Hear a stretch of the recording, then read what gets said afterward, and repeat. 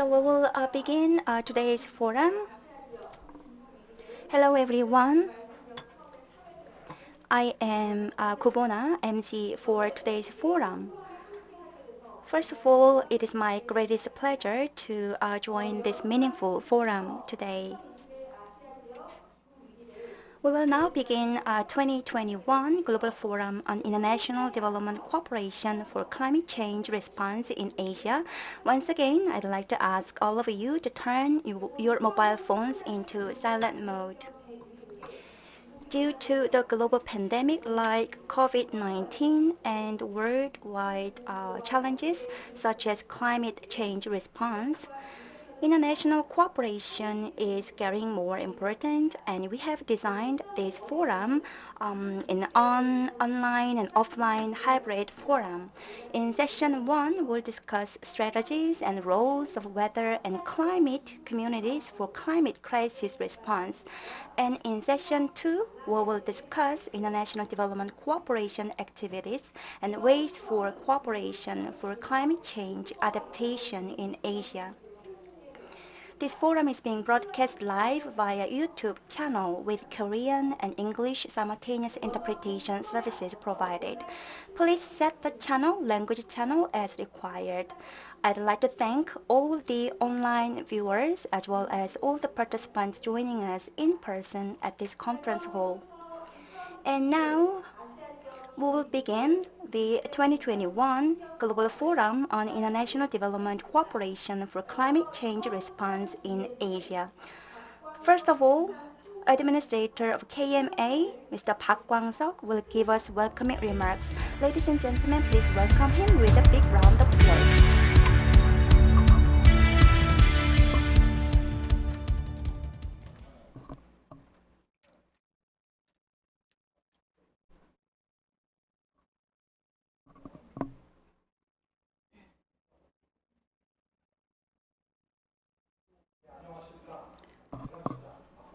Hello, I am Park Kwangsuk, Administrator of the Korean Meteorology Administration. Ms. Mary Power, Director of WMO, His Excellency YOO Yeonchul, Ambassador for Climate Change, and Her Excellency Abada Islam, Bangladesh Ambassador to Korea, and Ms. Widaya Sayabong, Deputy Chief of Mission at the Embassy of Lao PDR, and Mr. Arghya Pazaladi, Minister of the Embassy of Uzbekistan, and Dr. Yeonchul Lee of World Bank Group. And I'd like to express my gratitude for joining us in this forum. And His Excellency Sumdi, Chair of the ASEAN Working Group on Climate Change, experts from WMO, World Bank, GFCF, ADB, GGGR, and representatives of NMHS in various countries, and those connected through YouTube for participating in this forum. Thank you for your participation. At the recent P4G summit hosted by Korea, it was emphasized that, in particular, President Moon Jae-in said that to tackle the climate crisis we face, we need to act going beyond a commitment and to have cooperation between developed and developing countries. In particular, President Moon Jae-in, in his opening speech, he highlighted that Korea will join in the initial efforts to overcome the climate crisis and significantly expand ODA for climate change.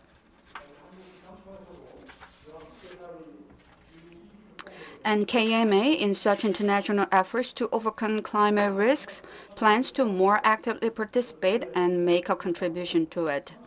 KMA, since early 2000, has implemented 30 development cooperation initiatives targeting 12 partner countries and sharing our experience of weather technology involvement. Recently, Vietnam, Myanmar, Mongolia had our support for their automatic weather stations to expand and to rapidly provide risk weather information. Also, satellite receiving systems capable of early detection of weather risks for Bangladesh and Cambodia are being developed. A platform project to monitor and analyze typhoons is being implemented in Lao PDR. KMS such support has helped recipient countries significantly reduce their weather disasters. However, in promoting development cooperation, there are challenges. While development demands from partner countries are growing, financial resources are limited, and partnership with relevant institutions is lacking. Accordingly, KMA, by establishing a mid and long-term development cooperation strategy, will participate in the global effort to overcome climate risks. First, as President Moon Jae-in mentioned, according to the government policy to expand assistance to developing countries, KMA will expand its ODA. Further, rather than hardware-based assistance, weather satellite data and numerical forecast model-based weather risks and analysis and early warning technology assistance will be expanded in our support. Second, water resources, environment and disaster prevention, and energy and other areas will be connected to our initiatives, and we're going to scale up our support. Third, to meet the recipient countries' development demand, we plan to expand partnerships with development cooperation organizations. KMA will actively share its weather technologies and experiences and strengthen coordination with many institutions to join the international climate risk response effort. In this sense, we will share our experiences with domestic and foreign development cooperation experts. We are very pleased to have these meaningful opportunities to share and discuss various topics. Thank you once again to everyone who took the precious time today to attend online and through offline medium. We wish everyone in attendance good health and good luck. Thank you very much. Thank you very much, Administrator Park Kwangsuk. And now, Mary Power, she's going to deliver a keynote speech. Good morning, everyone. Just on sound, it seems to be okay. Good morning, Chairperson, Excellencies, distinguished delegates, ladies and gentlemen. The World Meteorological Organization welcomes this global forum on international development cooperation.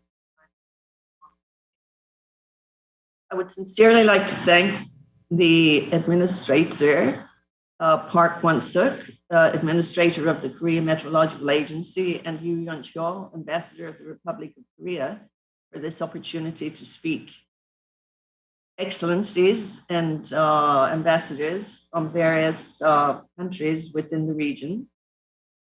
This is an excellent opportunity for development actors to share what we are doing in the field of weather, water, and climate services, as well as to find ways to create synergy to enhance cooperation and collaboration in the region. As I'm sure you are aware, weather, water, and climate are the core business of the World Meteorological Organization. WMO has created the Global Basic Observing System as a baseline for weather and climate observations, and the Global Data Processing and Forecasting System as the backbone for forecasting and, more importantly, warnings, and is leading the development of the systematic observation financing facility to support observation programs in less developed countries and small island states.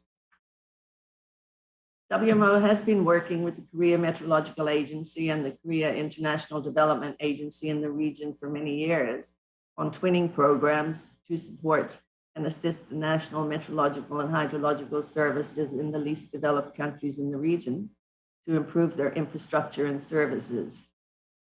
Understanding the climate system and how it is changing remains the core business and a critical activity for WMO. The WMO Annual State of the Global Climate in 2020 shows that the last year was one of the 3 warmest years on record, and the global average temperature reached 1.2 degrees centigrade above pre-industrial levels. The past 6 years, including 2020, have been the 6 warmest years on record, and concentrations of major greenhouse gases continue to increase in 2019 and 2020. The resulting extreme weather events caused by climate change are increasing in frequency and intensity across the globe, endangering lives, property, and economic activity across all sectors. As we are well aware, developing and least developed countries are the most vulnerable and the most prone to these climate crises and exposed to risks on a large scale. Climate change has relentlessly continued with an increasing occurrence and intensification of high impact events and severe losses. Beginning last year, WMO has embarked on producing regional state of climate reports to accompany the global state of climate reports. Currently, we are working on producing regional climate reports for 2020 for Africa, Asia, Latin America, and the Caribbean, and the Southwest Pacific. The first such report on the state of climate in Africa in 2019 documented the status and behavior of key climate indicators and extreme events and their associated impacts. The regional reports identify areas where capacities need to be strengthened. And my colleagues will talk about this further later in this event. Additionally, our annual report on the state of climate services in 2020, prepared by WMO and 17 partner organizations, highlights progress made in early warning system development globally and identifies where and how governments can invest in effective early warning system to strengthen their country's resilience to multiple weather, climate, and water-related hazards. Distinguished delegates, excellencies, ladies and gentlemen, while COVID-19 generated a major international health and economic crisis from which it will take years to recover, it's crucial to remember that climate change will continue to pose an ongoing and increasing threat to human lives, ecosystems, economies, and societies for decades to come. The COVID-19 pandemic will amplify societal vulnerabilities to create new heightened levels of risk. Seamless climate services can help meet these challenges in both the short and the long term by giving decision makers enhanced tools and systems to analyze and manage risk under current hydrometeorological conditions, as well as in the face of climate change and climate vulnerability. The WMO will continue to work with our development partners and greatly thanks the government of the Republic of Korea for the assistance they provide to neighboring countries. I would like to thank again for the invitation to join the meeting, and I look forward to some very interesting and fruitful discussions. Thank you.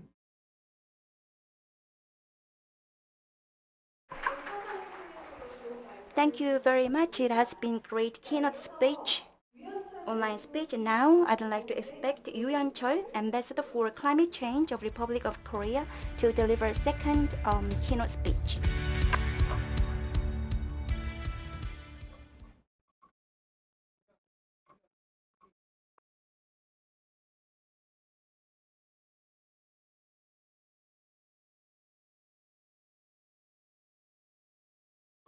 Good afternoon. First, I'd like to thank Mr. Kwangsuk, the administrator of KMA, and the staff for inviting me to keynote speech speaker. I also work as the executive director of the P4G Summit office. And I also like to thank for your support for the successful opening and closing of the P4G South Summit.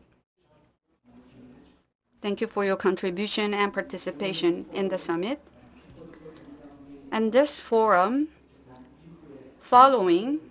this is the first climate-related forum following the P4G Seoul Summit, so that it is quite meaningful. At the P4G Summit, various things took place, including we adopted the Seoul Declaration. Today, what I'd like to talk about is the new climate change regime and P4G. So I'd like to open my presentation file with you. Thank you.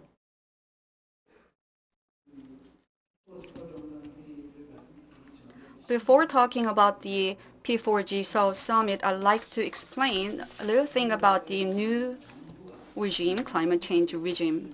The discussion in regard to climate change started back in 1990. It was also the time when I started to participate in from time to time, but I had kept interested in the discussion in 1992 in Brazil. The adoption was made, and 1997 the adoption of Kyoto Protocol, and in 2015 Paris Agreement was adopted. And in 2015, in the climate change area, is quite significant because this year the Paris Agreement was adopted. Also, SDG, Sustainable Development Goals, were also adopted, which is quite meaningful. It is meaningful in that a new regime was introduced. So the Kyoto Protocol is probably the old regime, and along with the Paris Agreement is the time when we transformed into a new climate change regime. So let's compare these two different regimes. And with the Kyoto Protocol, it calls for developed countries to reduce their greenhouse gas emissions. However, along with the Paris Agreement, it calls for actions not only from the developed countries, but the remaining countries in order to take actions. Of course, it is voluntary activities. However, these two regimes are quite different in terms of the responsibility of the targets. And that is the same with the concept of sustainable development. In the year 2000, we encountered a new millennium, and it was also the time when the Millennium Development Goals were adopted. But I don't think that there is actually people reminding of the MDGs, because I believe we don't have interest in MDG, because the Millennium Development Goals, of course, were important. However, it only focused on the eradicating extreme poverty in developing countries, so are not really sustainable. So in the SDGs, not only the developing countries, but also the developed countries, and it also focused on the economy, to recover social commitments and the earth ecosystem. So you may see this as a sustainable development goals. So once again, the Paris Agreement and the SDG have keywords of inclusiveness and sustainability, because these two keywords are interconnected. To add to that, so the climate change regime, when it comes to climate regime, the basis is the UNFCCC, and the regulation instrument would be followed, which regarded as a climate regime. So once again, Kyoto Protocol is the traditional, rather old regime, while the Paris Agreement is the new regime. So what is the main difference between these two regimes? The new regime, represented by Paris Agreement, would be the expansion of the regime in the spatial and temporal perspective. So once again, you may understand very easily the Paris Agreement is the expansion of the Kyoto Protocol from a spatial and temporal perspective. So it really pays attention to past and present and the future responsibility, while to include all countries in the globe. So we can say this is a sustainable regime, although there was also a time when the United States announced it would be withdrawn from the new regime.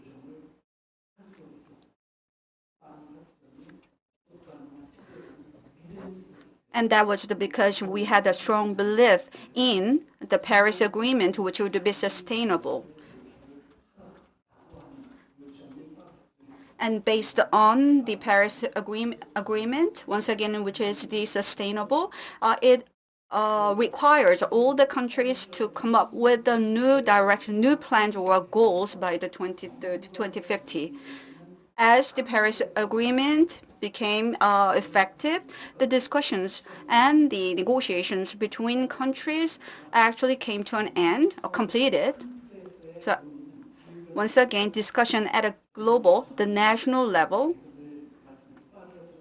was completed because there is no way out from the Paris Agreement. So once again, discussions between countries were completed. Then what about the environment? The private sector environment. Once again, the discussions between countries were completed. And currently, we have had significant progress in the discussion between private companies, risk management, and in the environmental friendly sectors were required because global investors may not be well aware of the climate risks. But these investors, looking at the value of their assets, for example, for coal investment, their value of the investment actually reduced significantly. So these investors would see lower returns on investment when they invested in the coals because the coal businesses will not respond to the climate risk or climate change. And the future generation is another key player. They would be much friendlier to the green products and green businesses. Therefore, these businesses, private sectors, cannot just ignore green effect. And green responsibility is another one. Eco-friendly companies is the one they need to transform into. So a lot of private companies make an announcement that they would become greener and green-friendly. However, many social civil societies blame that that's not enough. Their actions, their activities are not enough to be eco-friendly. And that would put businesses in chaos. We tried hard, and why are we blamed for our effort? So they had wondered, and they become think about what would be the eco-friendly and or greener companies and ask these questions to the government. And the EU is the first governmental entities to make an answer to it based on taxonomy they created. They announced what would be the green companies and green businesses. And this taxonomy, for example, there are various types of stills. Let's say to produce 1 ton of stills, and if you make an emission of more than 1.3 tons, that would make your businesses not green. So with this taxonomy, there is a reference and a category to be green companies. Of course, it's not on this taxonomy, there is no global consensus. However, it can be used as the reference. And carbon moderation tax, for example, only this tax will be imposed for those above this reference, so not for the entire amount of carbon created. So once again, the environment in the private sector became quite confused. However, this confusion is quite less confused. This confusion quite be reduced. I would say this confusion is actually disappeared thanks to the completion of the discussion between countries, and that led to the completion of the discussions between companies. then what would happen in the international community? Okay, next, please. Indeed, this is the direction of the international community when they are moving forward, and the green survival would be the major keyword. There are greater number of players, civil society, future generation, governments, and businesses are the major players in the green field. Once again, the mega trend would be the green survival.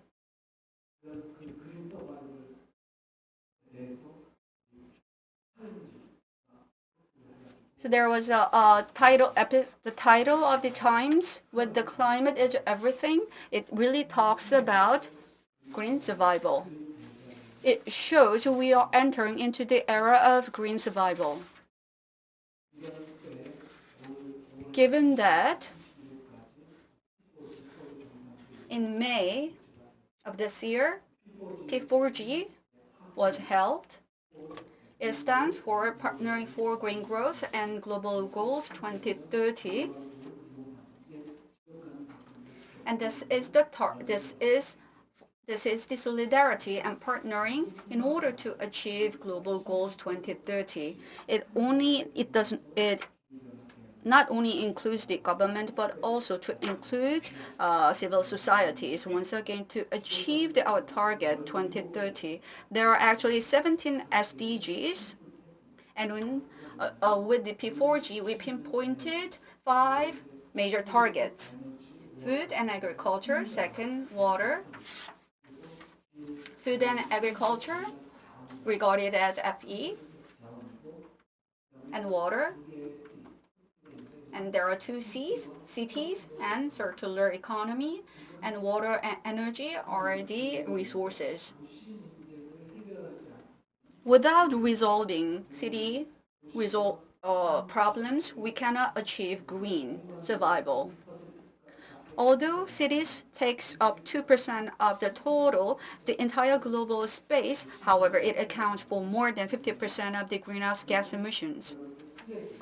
And the waste and plastics, for example, is a serious issue.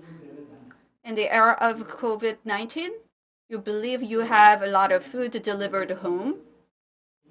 Probably my wife had to discard a lot of plastic waste. Makes me quite concerned. So once again, without solving these issues, we cannot achieve the target of green. So this is the topic for the circular economy. So once again, there are 5 core areas of P4G. So once again, with the P4G, inclusiveness, which is to include businesses and civil society. And the target is to have sustainable business model and bridging the gap between developed and developing countries. I believe there have been many scaled up projects in the government areas, and once those projects became successful, it can be scaled up with the support of the private companies. And this is a model we need to pay attention to.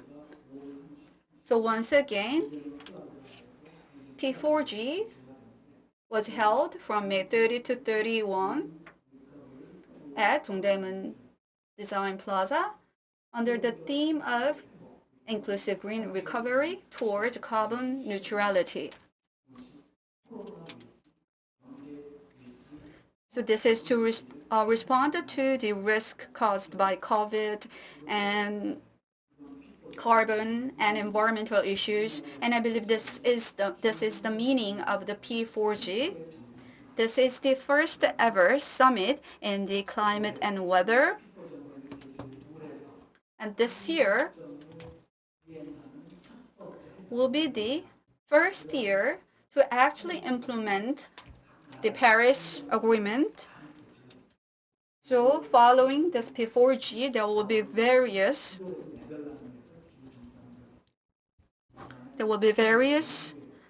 summits in regard to climate. And even before, P4G relevant summits and meetings were held. So once again, inclusive and carbon neutrality would be the theme of the P4G. And with this, we can raise the public awareness and enhance the competitiveness of partner businesses. And as a result, this whole declaration was adopted. Once again, this declaration explains the initiatives in regard to 5 major areas and how we are going to cooperate with the various stakeholders and how we are going to secure financial resources and how we can develop capacity. Ocean and waste and other areas were also included in the Seoul Declaration. And we need to pay attention to something as follows. The US and China also signed this declaration.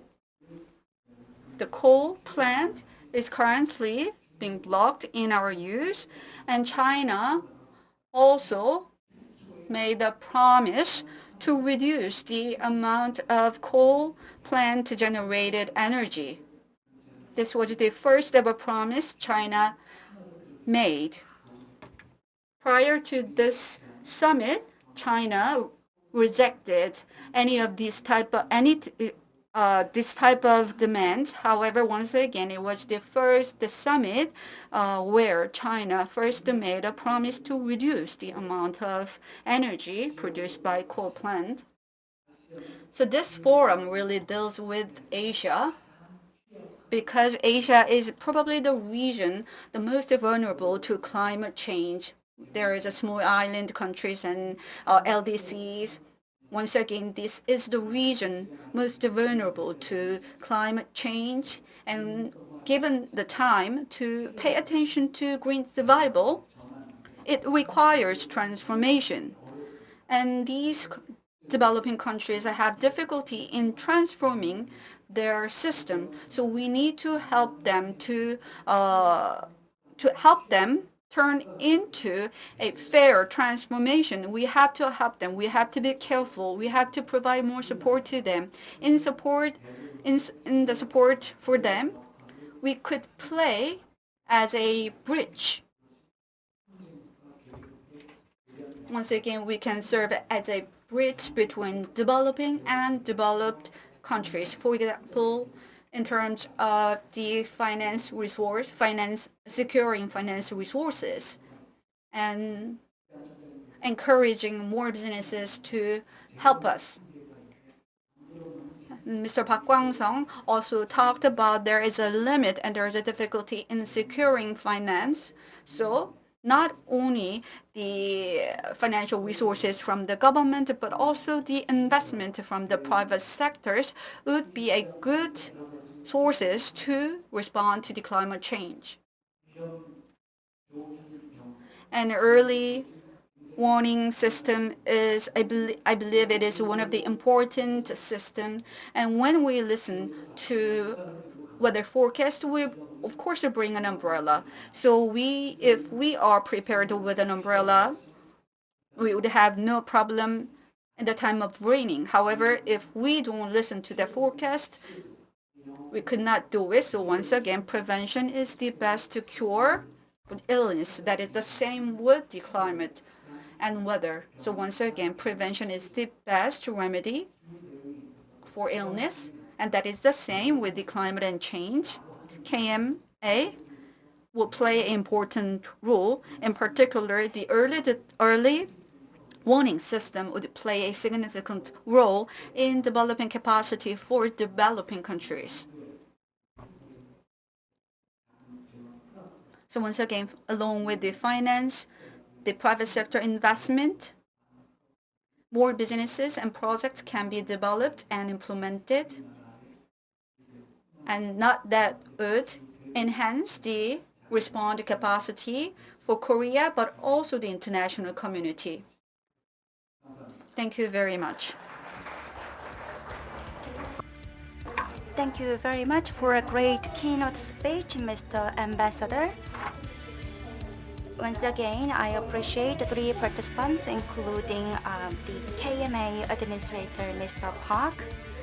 So this concludes the opening ceremony of Global Forum on International Development Cooperation for Climate Change Response in Asia. So we'd like to take a brief break before we continue with session 1. Thank you so much for your participation in the opening ceremony. But now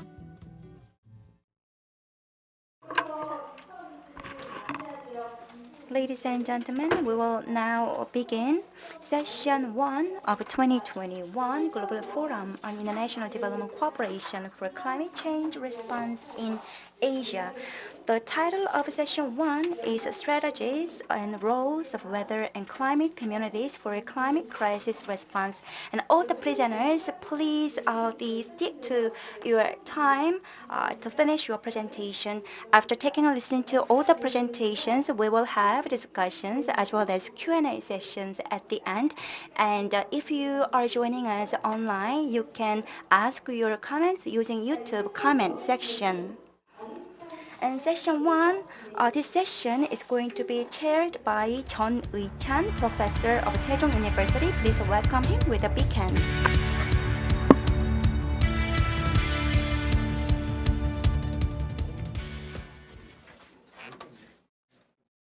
Excuse me, I will take off my mask. In responding the climate risk in Asia, I serve as a moderator of the session 1.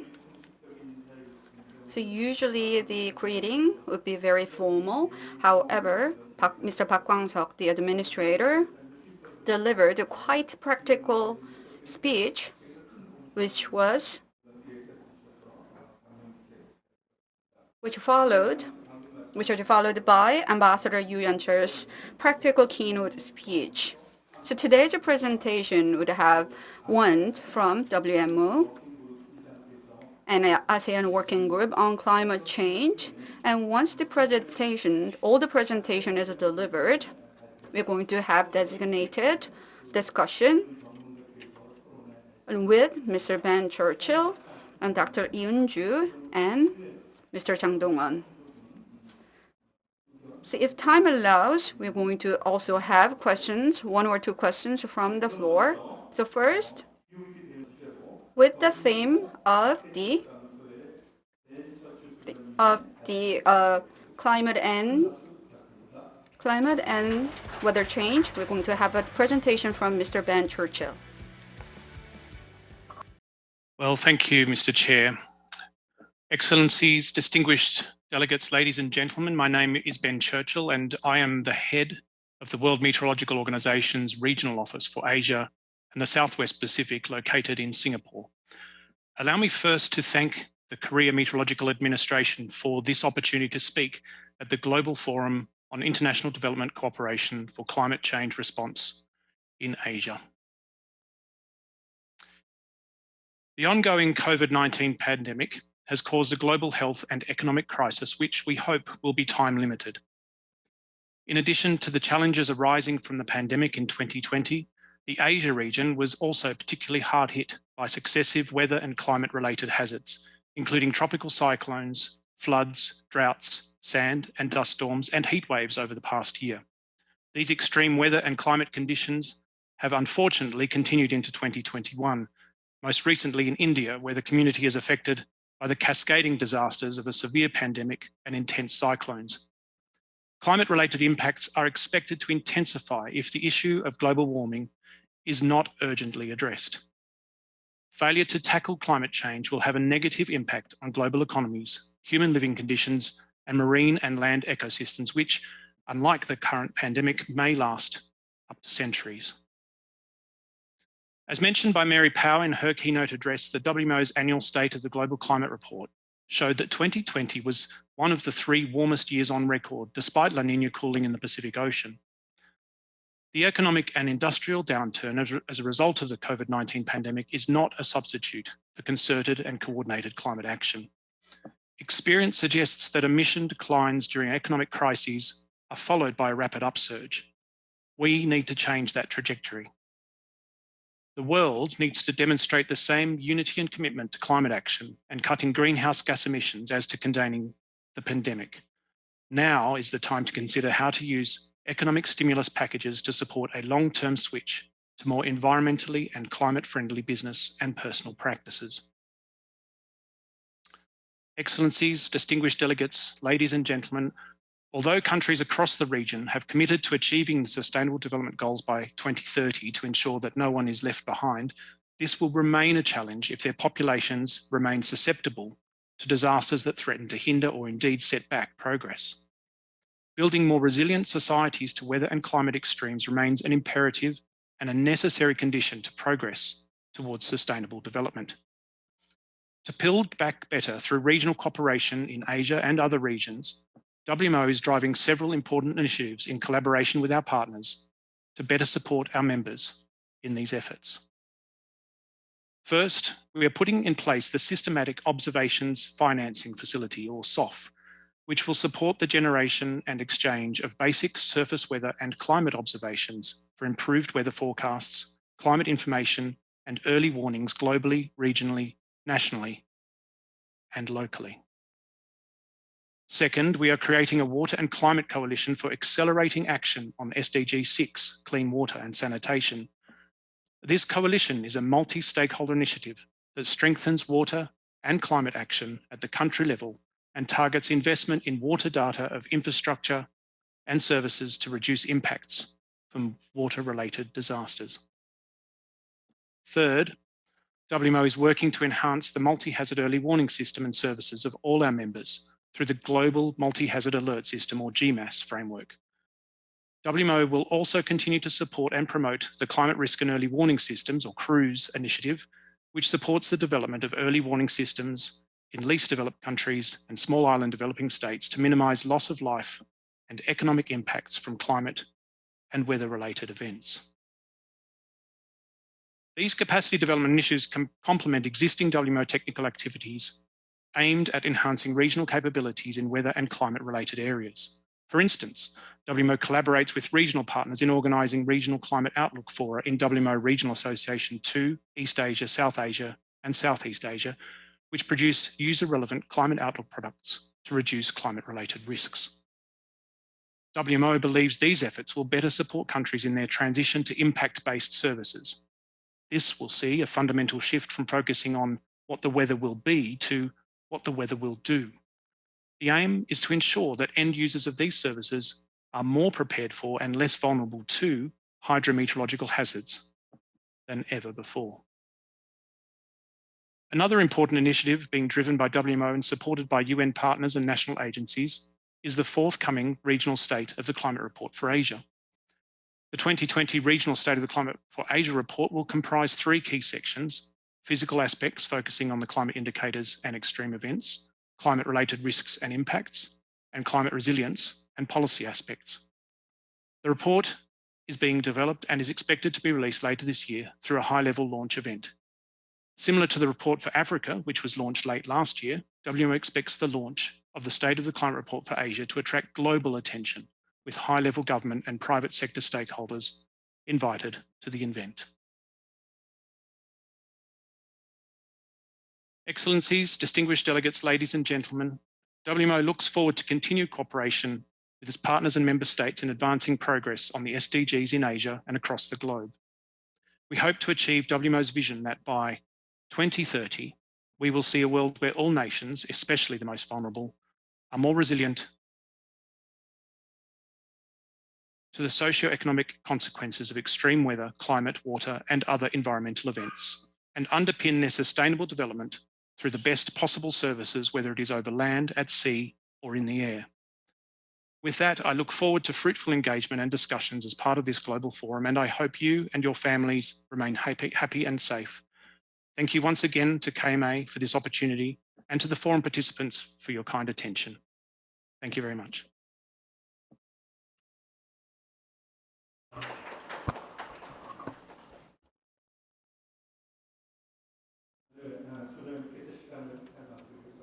So thank you for the presentation along with the time constraint. As Mr. Churchill said, WMO strategy and plans were announced in responding to climate and weather risks. And with his presentation, he also talked about the necessity of to have the basic observations and the cost incurring with that effort. In particular, WMO, the disasters, climate disasters from a long-term perspective, the gaps between countries and how the importance of the investment in reducing the gap. He also made a good comment. At the discussion session, we're going to have a discussion with him. So it was said that for LDCs and the climate vulnerable countries are being supported by WMO. Thanks to your presentation, we are now well aware of it, and we also need to have a focus on these areas. The second presentation will be delivered by Mr. Chang Dong-Eon, the Deputy Director General for Planning and Coordination of KMA, is going to talk about the KMA International Development Policy for Climate Change Response. Please give him a big hand.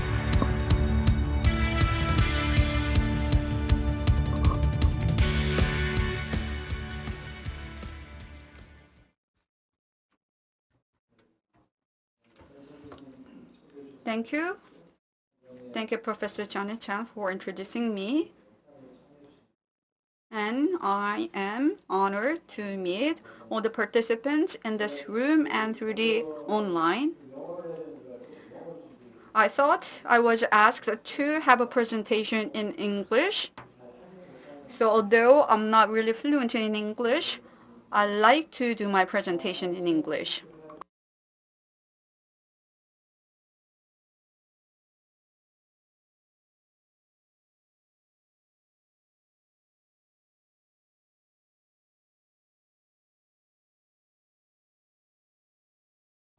발표 자료를 좀 올려주시겠습니까?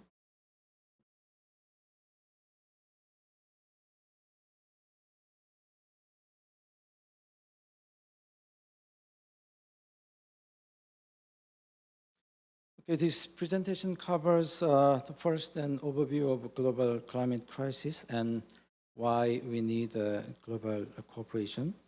Then Korea's international development cooperation policy and plan, and also KMA's current status and plan for international development cooperation. Lastly, I'd like to discuss about challenges we have experienced. First, an overview of global climate crisis and necessity of global cooperation. As we all are aware well, climate change is getting worse. The top agenda at the 50th World Economic Forum in 2020 was climate change. And management consulting firm McKinsey and Company published a report on climate risk and response in Asia and warned of serious climate risk in Asia. Asia is facing. Also, at the P4G Seoul Summit early this week, as well as was well reviewed by Ambassador Yu, the world leaders emphasized the importance of global cooperation to respond to a global climate crisis. If we look at the 2021 Global Climate Risk Index that analyzed each country's exposure and vulnerability to climate risk, types of main risks are torrential rain, flooding, landslide, and tropical cyclone.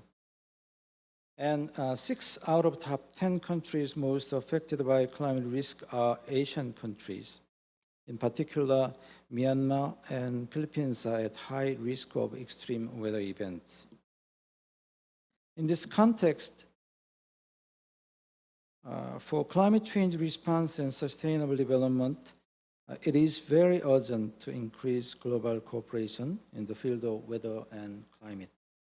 And at the same time, I'd like to emphasize that the role of national meteorological and hydrological services is also critical in ensuring the safety and lives of people around the world from severe weather events. Let me now move on to Korean government policy and plan for international development cooperation. First, the scale of ODA budget in Korea is continuously on the rise. As of 2021, the budget is at about 3,300 million US dollars, which is up by 8.3% from 2020. This ranks 15th among 29 OECD DAC members and ranks first among the members in terms of annual average growth rate in recent years. If we look at the Korea's ODA by cooperation type, it is mostly bilateral cooperation. ODA commitments largely go to transportation, health, education, and so on. And by ODA type, most ODA has been spent on projects, then followed by training and development consulting. By target region, Korea maintained to provide ODA mainly to Asia and Africa.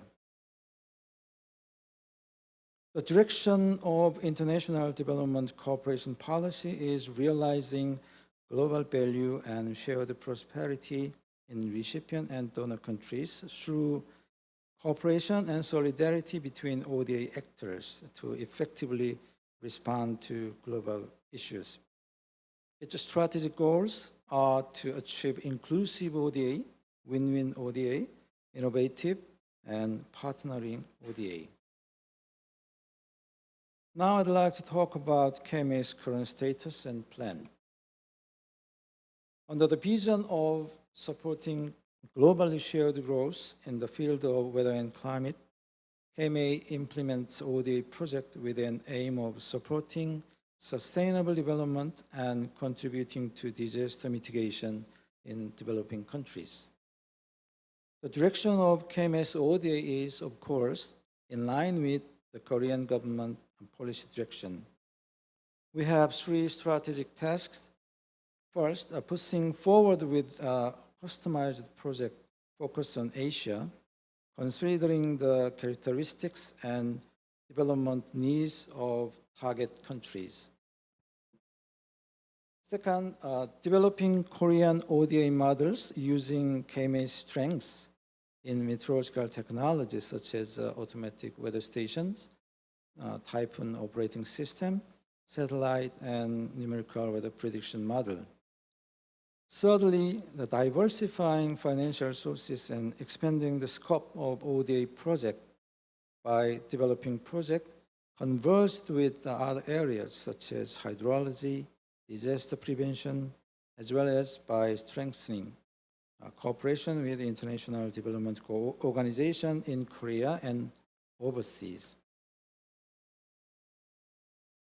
Okay, this slide shows the scale and trend of budget of KMA ODA from 1998, from 1998 to the present. The total budget for weather and climate related ODA is about 47 million US dollars. Among them, KMA's own budgets amount to $22 million, and as you can see from this graph, KMA's budget has continued to rise.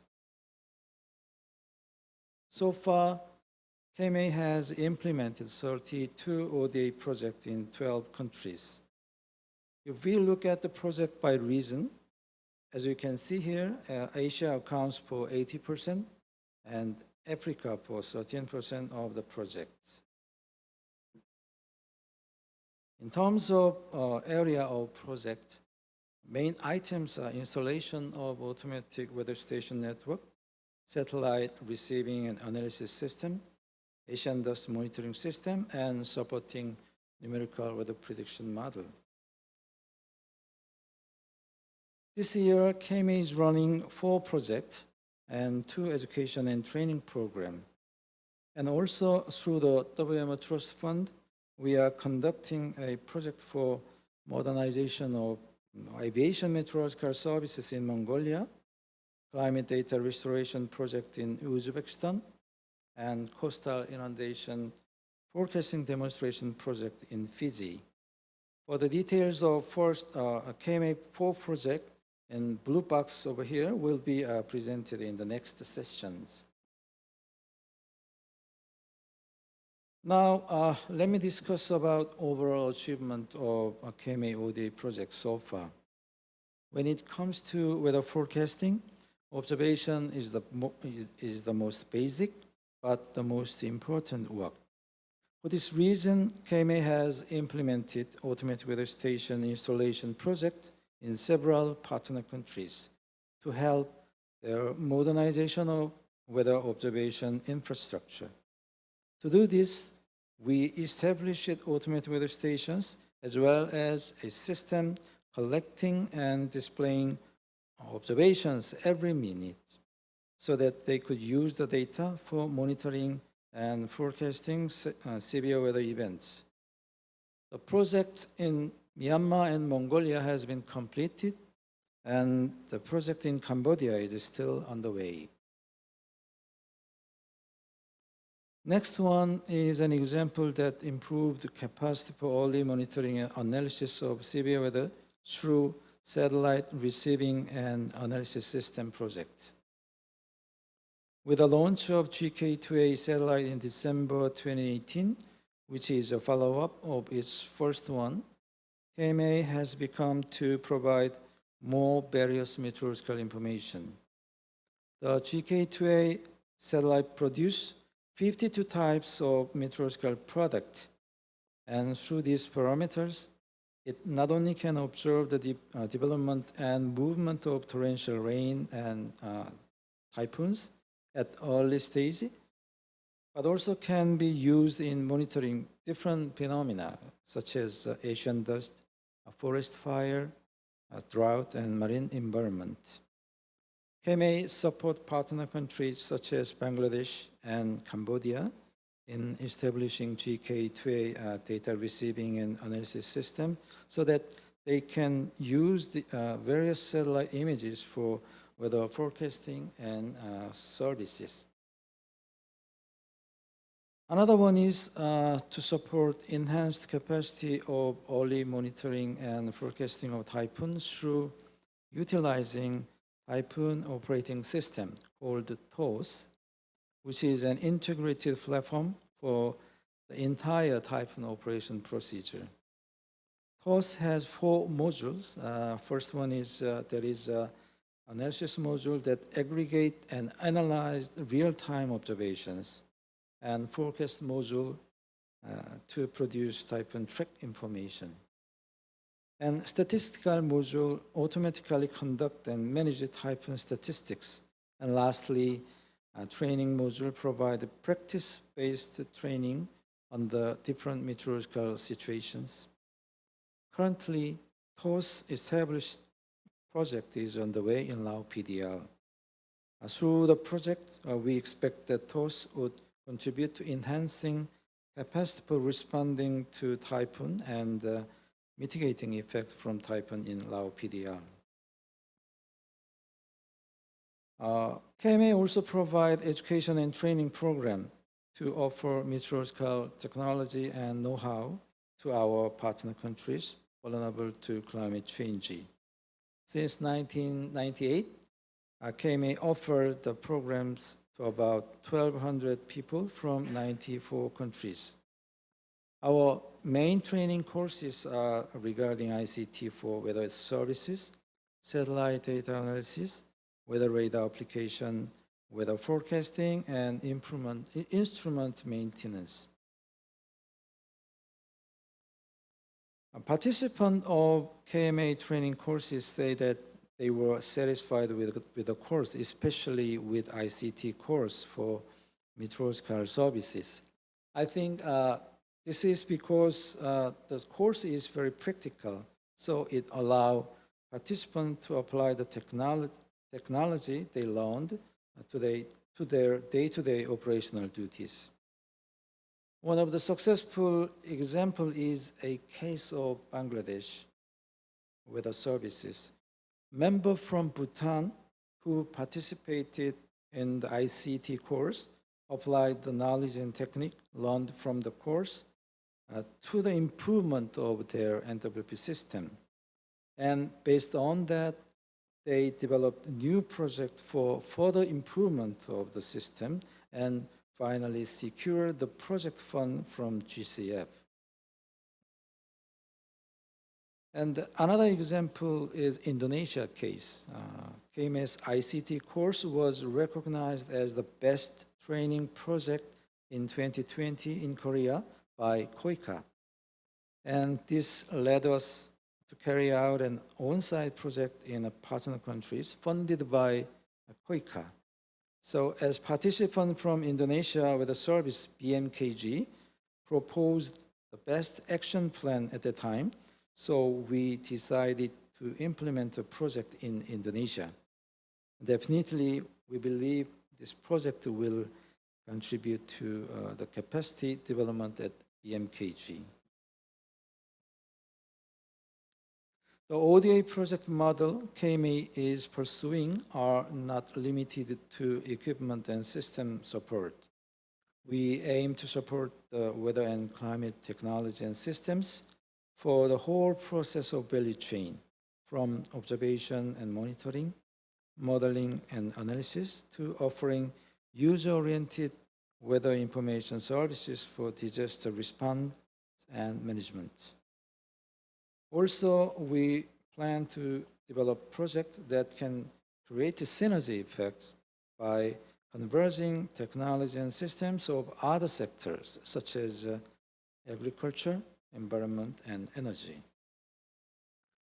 Lastly, I'd like to talk about some challenges we have faced while we were carrying out several ODA projects. First, there was a lack of understanding and awareness of why development projects are needed in the field of weather and climate. Actually, the recipient country development cooperation project related to the weather and climate are relatively at the bottom of the priority list compared to other sectors such as health, water resources, and food security. As a result, even though we identify the needs for projects through bilateral meetings between the national meteorological services, there are still lots of difficulties for us to turn the needs into a real project. Therefore, KMA is planning to prepare best practice based on our ODA project achievement to promote them in donor and recipient country, as well as international organization. Also, we hope our best practice will be discussed at agenda at the ASEAN Korea Summit or Mekong Korea Summit, and going further at the many bilateral summit talks with partner countries. Second, there is continued demand for development cooperation projects from several partner countries in Asia to learn KMA's experience. Unfortunately, however, we have a limited capacity to secure more budget to meet those needs in our own. In this context, KMA is planning to cooperate with other sectors highly dependent on weather information, such as agriculture, water resources, and environment, in order to develop ODA projects converged with these sectors and thereby to secure more financial resources for projects. Thirdly, we often see that the similar projects have been implemented in one recipient country by different donors. Even though systems installed by different donors are almost the same in function, those systems are rarely linked with each other. I think this is one of the main factors causing negative impact on project performance and outcomes. Of course, it may not be easy for different donor organizations or countries to consult or collaborate to link different systems. But to this end, the willingness of a recipient country to solve this kind of problem is very important to better use of implanted systems. So with that, I'd like to conclude my present and thank you for your attention.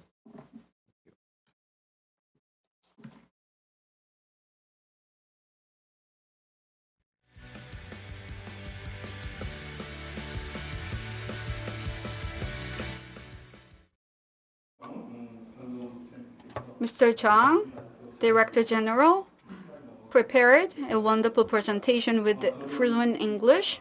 Listening to his presentation, I could see the 6 out of 10 most vulnerable climate crisis countries are in Asia. And I also learned that the ODA project from KMA goes largely to Asian countries.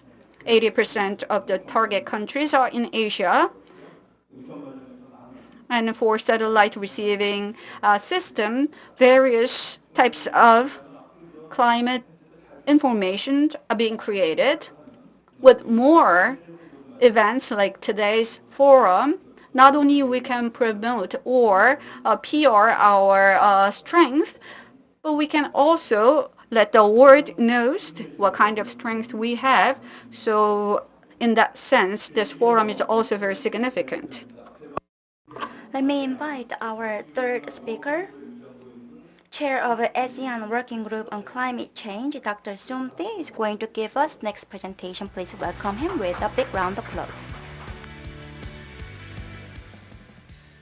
I'm Sum Thi. I'm from Cambodia, Ministry of Environment, and I also serving as the chair of ASEAN Working Group on Climate Change. So I'm very happy to present the ASEAN cooperation on climate response. So in this, I would like to highlight two topic. One is ASEAN cooperation on environment and climate change. The last one, I will conclude my message. So under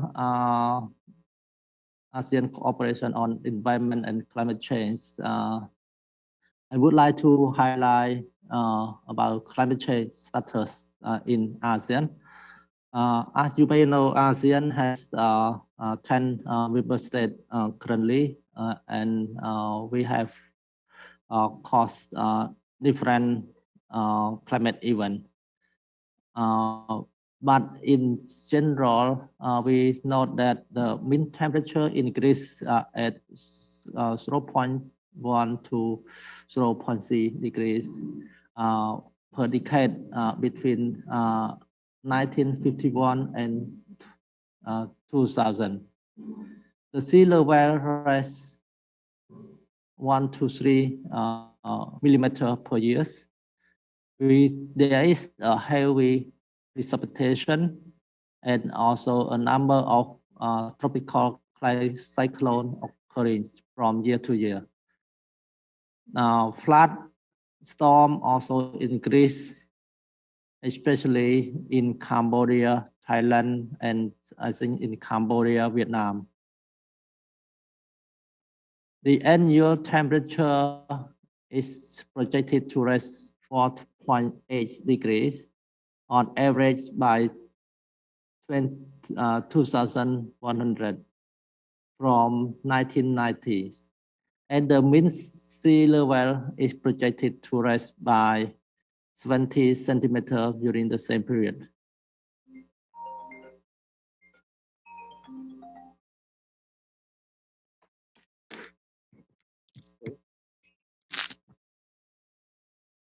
Oh, sorry.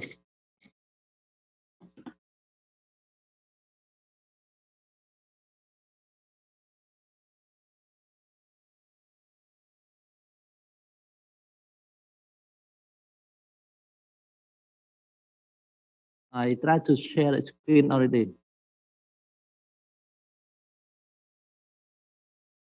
Oh.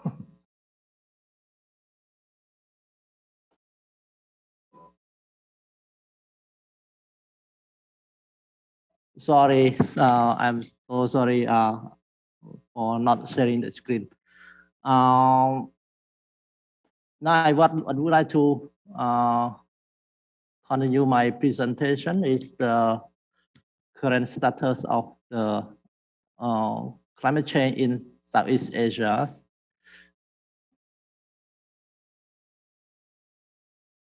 So the annual mean temperatures increase is projected to rise 4.8 degrees by 2020. And the sea level is also projected to rise by 20% at the same period. ASEAN member state is committed to global priorities. This including the Sustainable Development Goal, Climate Change Convention, Paris Agreement on Climate Change. So the ASEAN Social Cultural Communities Vision 2055 is to achieve the sustainable environment in face of social change and economic development.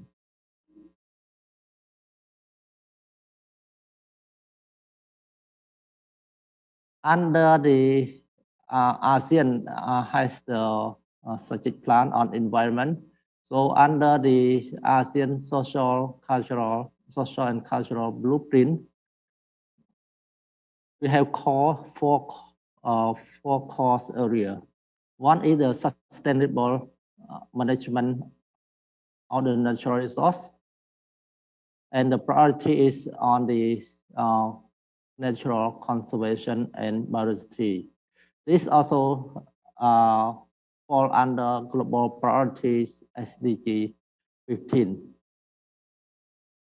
And the other strategic priority is coastal marine environment, called under SDG 14.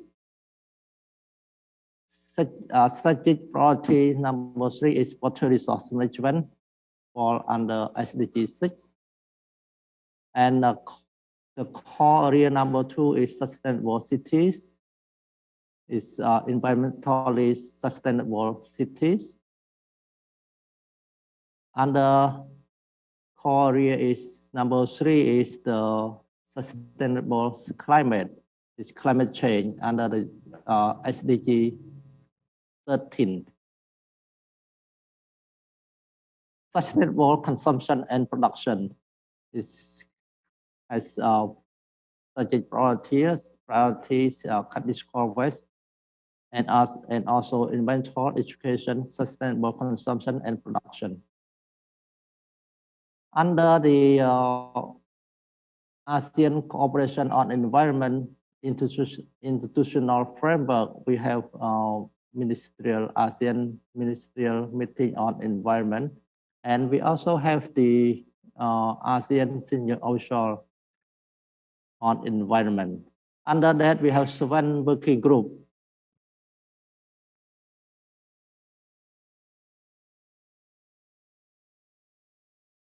So working group on nature conservation and biodiversity, working group on coastal and marine environment, working group on water resource management, ASEAN working group on environmentally sustainable cities, and the ASEAN working group on climate change, where Cambodia is currently the chair of AWGCCC. And ASEAN working group on chemical and waste, ASEAN working group on environmental education. Under the ASEAN working group on climate change, we have action plan. So we have 8 core area for action plan. This including adaptation, climate change adaptation, mitigation, long-term planning and assessment of NDCs, nationally determined contribution, climate change modeling and assessment, MOV and greenhouse gas stock taking, climate finance, technology transfer, and cross-sectoral coordination. This year, 2021, ASEAN Working Group on Climate Change has a key regional initiative related to climate change. One is ASEAN State of Climate Change Report. So currently it's under finalized with support from Korea, from Japan. ASEAN Climate Finance Strategy, ASEAN Coping Study on Long-Term Strategy, ASEAN German Climate Action Program, ASEAN Climate Change Partnership Conference, ASEAN UK Cooperation for COP26. As you may know, this year, UK will host the COP26. And ASEAN joint statement at side event for COP26. For ASEAN initiative on adaptations, we have a number of projects. One is the enhancing climate change adaptation in Southeast Asia, phase one. The project is implemented by Southeast Asia Disaster Prevention Research Initiative, University in Malaysia, in cooperation with partner and institution from ASEAN member state, and it was completed in 2016. Number two is the climate change projection and assessment. This support from India, and it was completed in 2017. ASEAN German Development Partnership, we have expert forum on creating a pathway for urban resilience to climate change. The project is facilitated by German mission in ASEAN, and it is under discussion and also implementation. The last one is the ASEAN Clean Air, Health and Climate Change. This project is led by the Philippines. So we have under the implementation with support from UN Environment Program. By conclude my presentation, I would like to inform you that ASEAN is taking climate change impact is among the high priority for ASEAN. And climate finance is very important for us to achieve our NDC, nationally determined contribution. As you may know, all ASEAN has signed the Paris Agreement. So we have to implement our NDCs. ASEAN is addressing climate change through the framework of ASEAN community building with strategy and action to enhance regional and international cooperation in support of climate change adaptation, climate change mitigation, long-term planning, climate assessment, NDC implementation, climate change modeling, MOFA, and greenhouse gas stocktaking, climate finance. The ASEAN Working Group on Climate Change is looking forward to working with all the partners to implement our ASEAN Working Group action plan on climate change. I would like to thank you for your attention. Thank you very much.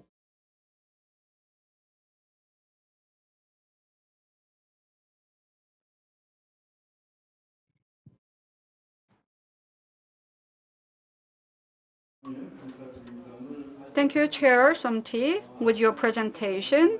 I know ASEAN is a hot region, and due to the global warming, the temperature of the region would increase even faster than that in Korea. I know that we are providing a lot of support to ASEAN countries. However, it is I feel sorry that we don't have many developing countries in this forum. However, in the future, we're going to have more further cooperative projects with these partnering ASEAN countries. So in that sense, I believe this forum is quite significant. And next, we are going to have a discussion session. First, we're going to invite two presenters of the first session, and we also invite Dr. Lee Eun-ju from World Bank Group. And please be ready.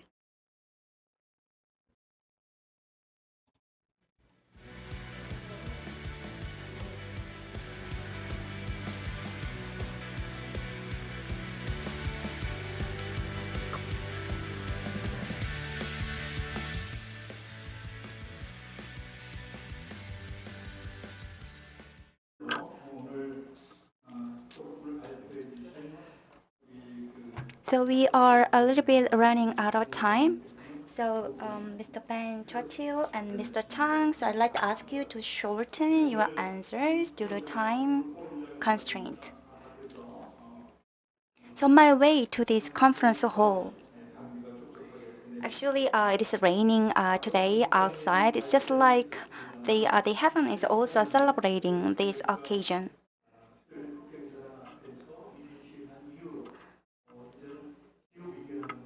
So now we are often talk about the climate crisis. And in 1992, Climate Convention was signed, and it took 30 years until from climate change to a climate crisis. And these days, we often hear about climate emergency. So which is highlighting how critical the climate change issues are now at current times. And through today's discussions, I'd like to have discussions regarding like common goals.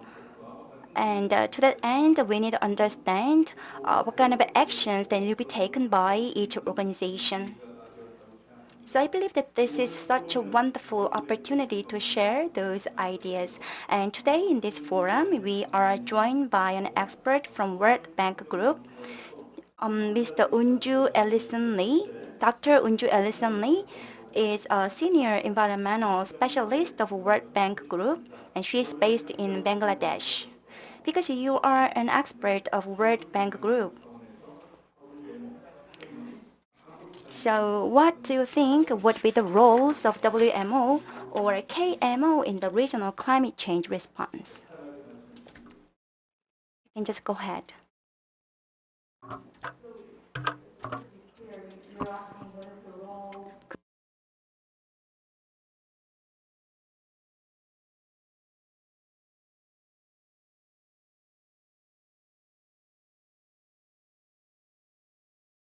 So I'm going to try. So nice to meet you, everybody. Thank you. So thank you very much. I've really learned a lot from today's presentations. It was all very impressive.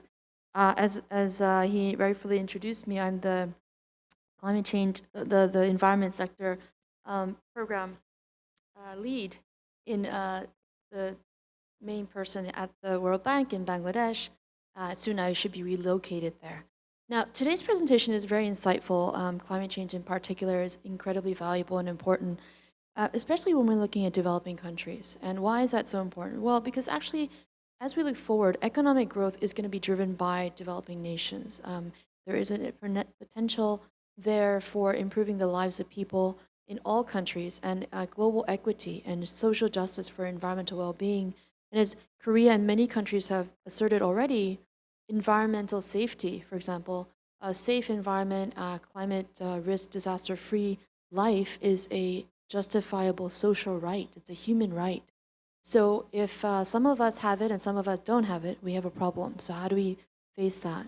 So coming back to the role, today as I was listening to these presentations, as you know, the World Bank is very active, and Bangladesh is one of our main target countries for climate change action, as well as environment and economic development. And they have a very strong track record for passion and commitment. But I want to take a minute here. When you all travel overseas, you use the word taxi, right? I think taxi is pretty unanimous. You can say taxi in any language, and they know exactly what you want. But in climate change, that's not the case. The word climate change invokes every possible thing you can think of. So there's not a lot of clarity. So today, I really appreciate DG Chang's comment about needing to collaborate and coordinate exactly what we're doing in the space of operations and in response to climate change action. So what is the role then? And I think here I'd like to offer just, and I'll be short, 3 things. One is, climate change is something that not every single person, man on the street, woman on the street, child on the street can feel and say, I need to do something. I'm not going to feel the heat while walking down the street, go home and turn off my light. Climate change is something that's going to be affecting over a longer period. So what can people, in fact, politicians and policymakers in our client countries or countries that we work with across ASEAN and others, how can they convince people that climate change reactionary policy or investments or actions or laws need to go in effect? And that is a very big political, social, economic rationale that must be given. I really admire Korea in 2009 for taking a very strong step in the first green growth action. That was very enormous political action and very impressive. Having said that, for the role of KMA and others here, is to be very specific. When you say climate action, what does that translate to? And I appreciated Ben Churchill's comments about very being specific. Observation stations need to be built. These things are not funded properly. So the way I would support and ask you is, one, many of the countries that we're trying to support on climate change action do not have institutions. They lack policies. And third, we need clarity exactly when we say climate action, what does that translate into jobs, technology? But underpinning all of that, which is most important, is institution and policy. So I ask you, and your role is that when you go overseas, please share the role of KMA, the role of KMI, the role of your ministries that are involved, the role of the cities. What role should each of these players take in making that action possible? And when you do that, I think they cut me off. It was too long. Okay, I'll be fast. When you do that, you then create bankable public and private sector investments. I'll just stop there. Thank you very much.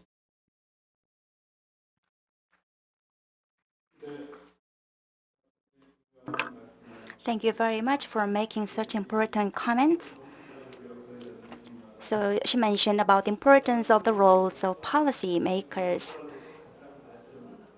So Bangladesh is very low-lying nation, very vulnerable to climate changes on the globe.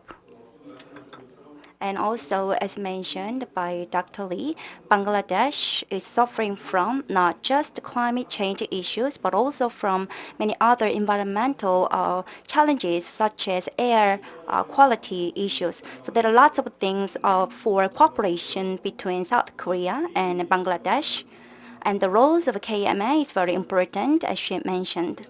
Thank you very much once again for your comment. And moving on to our first presenter, Mr. Ben Churchill, Head of WMO Regional Office.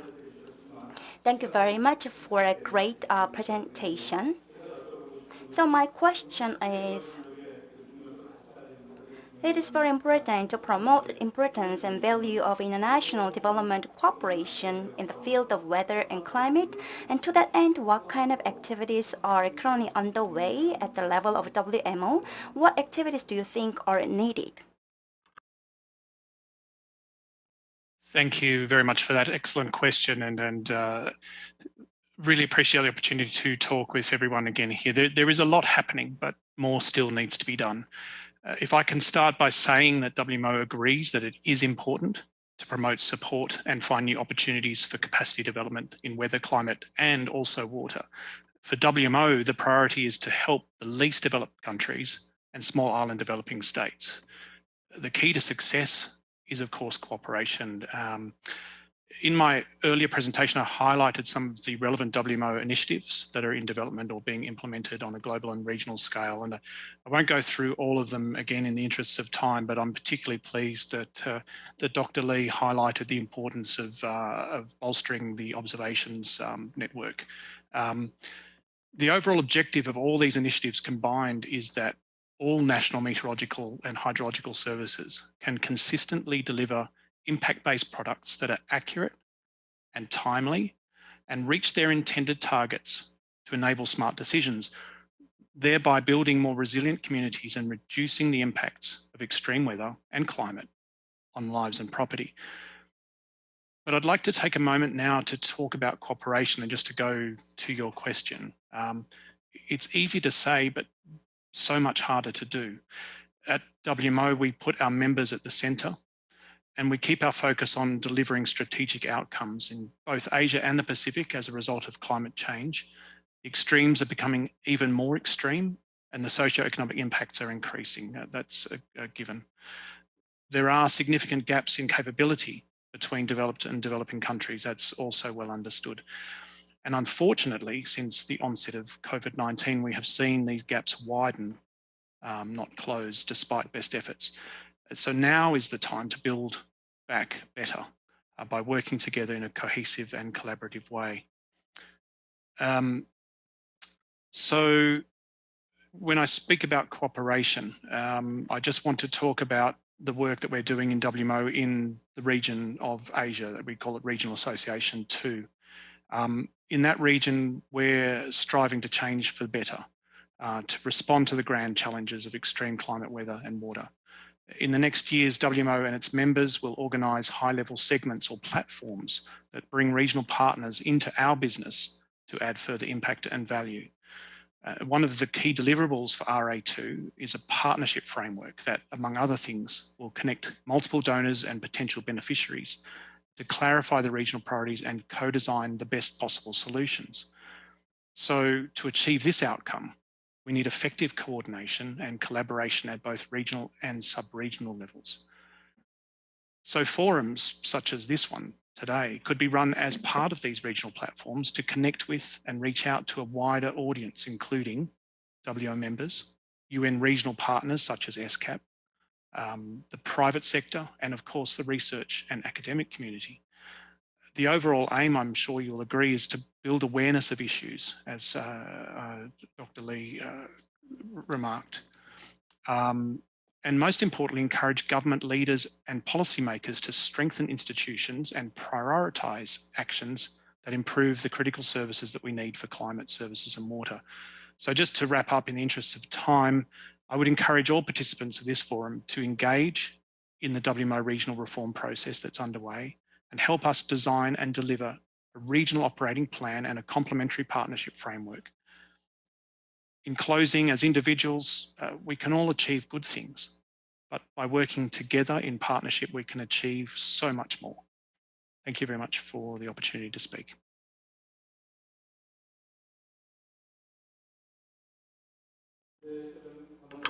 Thank you very much, Mr. Churchill. Thank you so much for your comment. Not just WMO, but also UNFCCC. Given lots of considerations into LTCs and SIDS. That is the most important spirit of UNFCCC, I think. So support to these vulnerable countries would require international cooperation and development initiatives. And at the end of his remarks, he said that it is easier to say something, but it is very hard to do something. And also, he mentioned the significant gaps in capabilities. And due to COVID-19 pandemic, there are widening gaps between developed and developing countries. These are all important comments. And also he asked participants to provide support regarding regional operating plan and WMO regional innovation process. And lastly, he mentioned that by working together, we can achieve much more things. Once again, thank you so much for your comment. And moving on to Mr. Chang from KMA.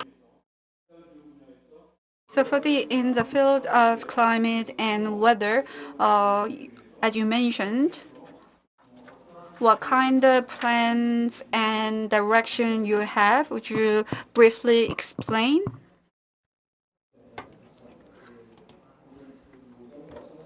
Thank you. As mentioned, the demand in the field of climate and weather is rising. And in terms of the finance, it is difficult to reflect all these demands. We actually do a lot of works, in fact.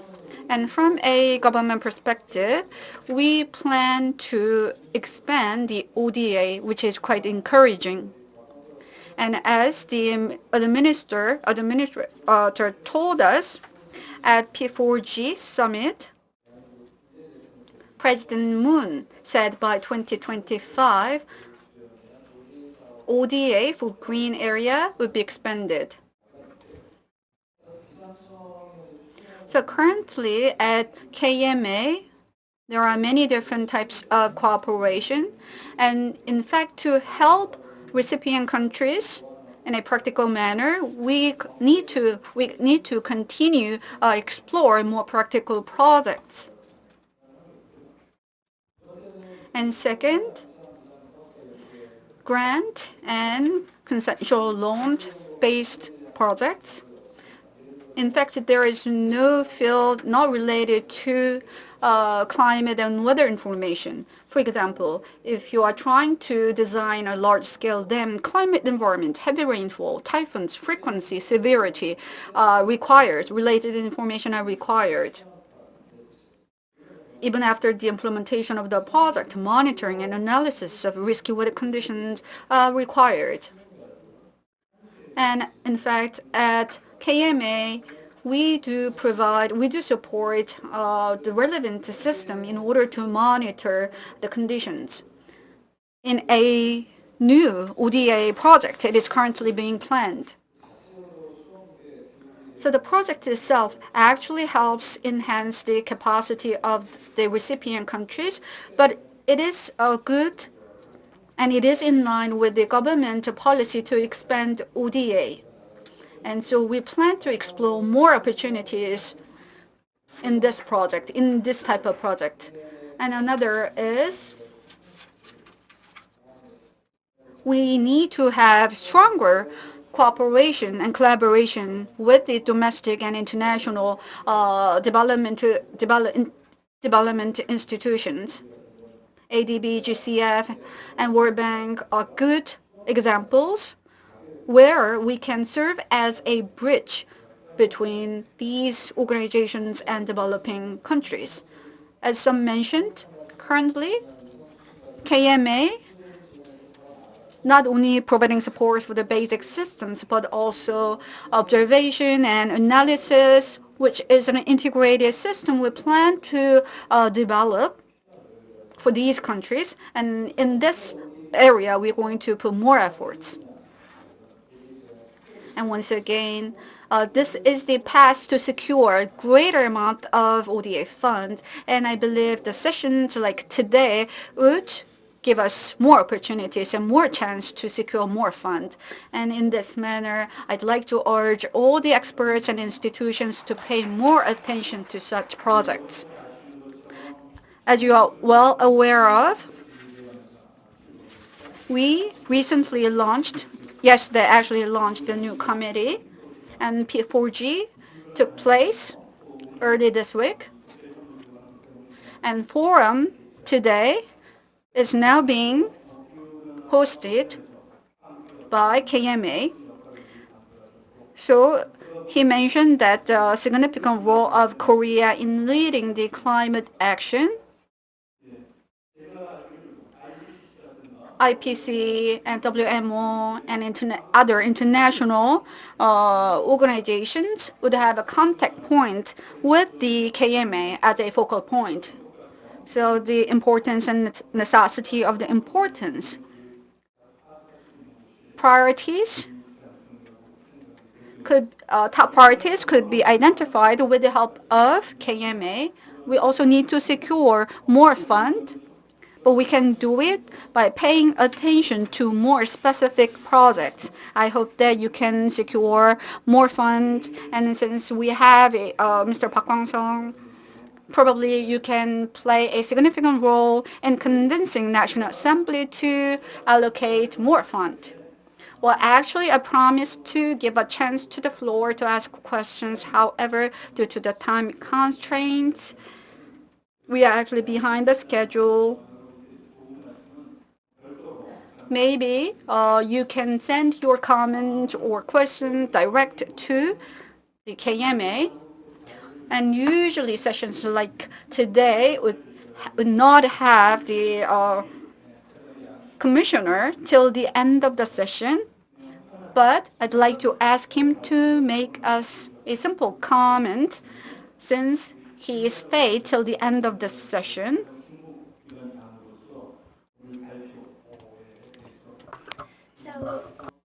So as a focal point of international climate change response in Korea and also as the head of KMA, so I'd like to invite Mr. Administrator of KMA to make some comments after listening to all the presentations and panel discussions. First of all, I'd like to thank all the participants, and it has been great opportunity to listen to the voices of international organizations. Of course, there are some projects we are performing at our level, but it has been great opportunity to learn more about the activities of other organizations at the international level. So climate changes and climate crisis, as mentioned by the President, so this is time to turn recognition into action by people to respond to climate changes. So it is time to go beyond only knowing about the importance of climate changes. We need to raise more awareness about the climate-related crisis. So you've heard of many opinions of experts, but not all the people are taking actions appropriately. Because we are facing crisis, so we need to take this issue more seriously. We need to consider this is our own problem. So we need to make such efforts to let people know the issues more accurately. And we've heard of various solutions to address those issues. First of all, we need to understand the phenomenon of various meteorological phenomenon through things like AWS. And of course, we need to consider about resource allocation or resource prioritization. And we need to ask more, demand more to political decision makers. And I believe there are lots of discussions at the UN level, like establishing partnerships between public sector and private sector. And we are joined by World Bank Group experts as well here with us. There are various factors from the perspective of sustainable development. So while doing sustainable development activities, we can involve AWS factors as well. Well, likewise, like developing cities or developing energies. When typhoon or torrential rain comes, there could be lots of damages to development projects. So weather and climate infrastructure is necessary to protect those other development activities such as urban development projects. So at the times of climate crisis, we need to continue with the sustainable development by responding to climate crisis. So we need to establish effective partnership between donor organizations, donor nations, and recipient nations. And at the core would be international communities and international organizations. So we need to pursue development projects according to these times. And I believe that we can produce lots of products regarding meteorological services. So lots of things that we can pursue in terms of initiatives, and that is all I'm saying. Thank you so much. I think you have prepared your script, your speech for this.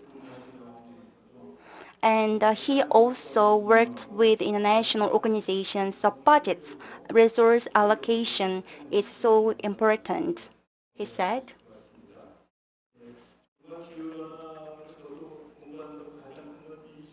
So in terms of climate change issue, what is most important is awareness. We need to take this issue as our own problems. So there is a Times cover, climate, everything. And it's like my house is on fire. But when we take climate change issues, we take it like other houses on fire, not my own house on fire.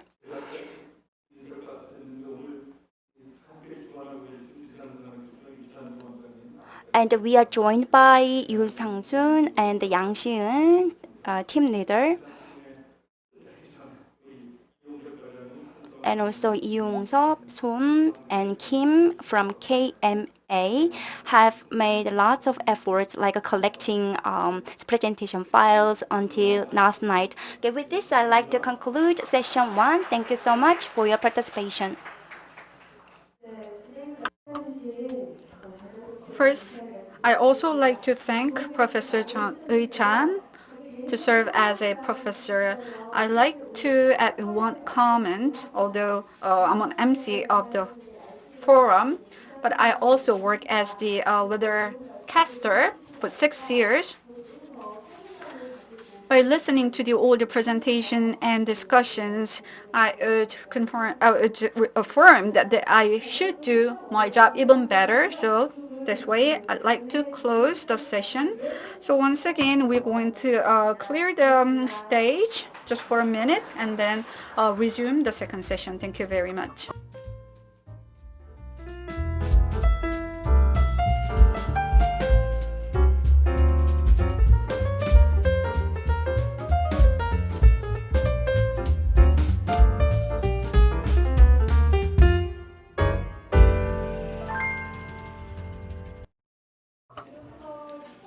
So now we are resuming the second session of the Global Forum on International Development Cooperation for Climate Change Response in Asia. The session 2 will proceed under the theme of the international development cooperation activities and cooperation for climate change adaptation in Asia. Due to the timing constraint, please respect the time given to you or the presenter, please.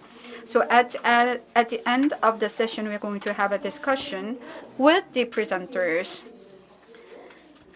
And during this session, we're going to receive questions also through the internet, YouTube. The second session will be served by Dr. Song Young-il as a moderator.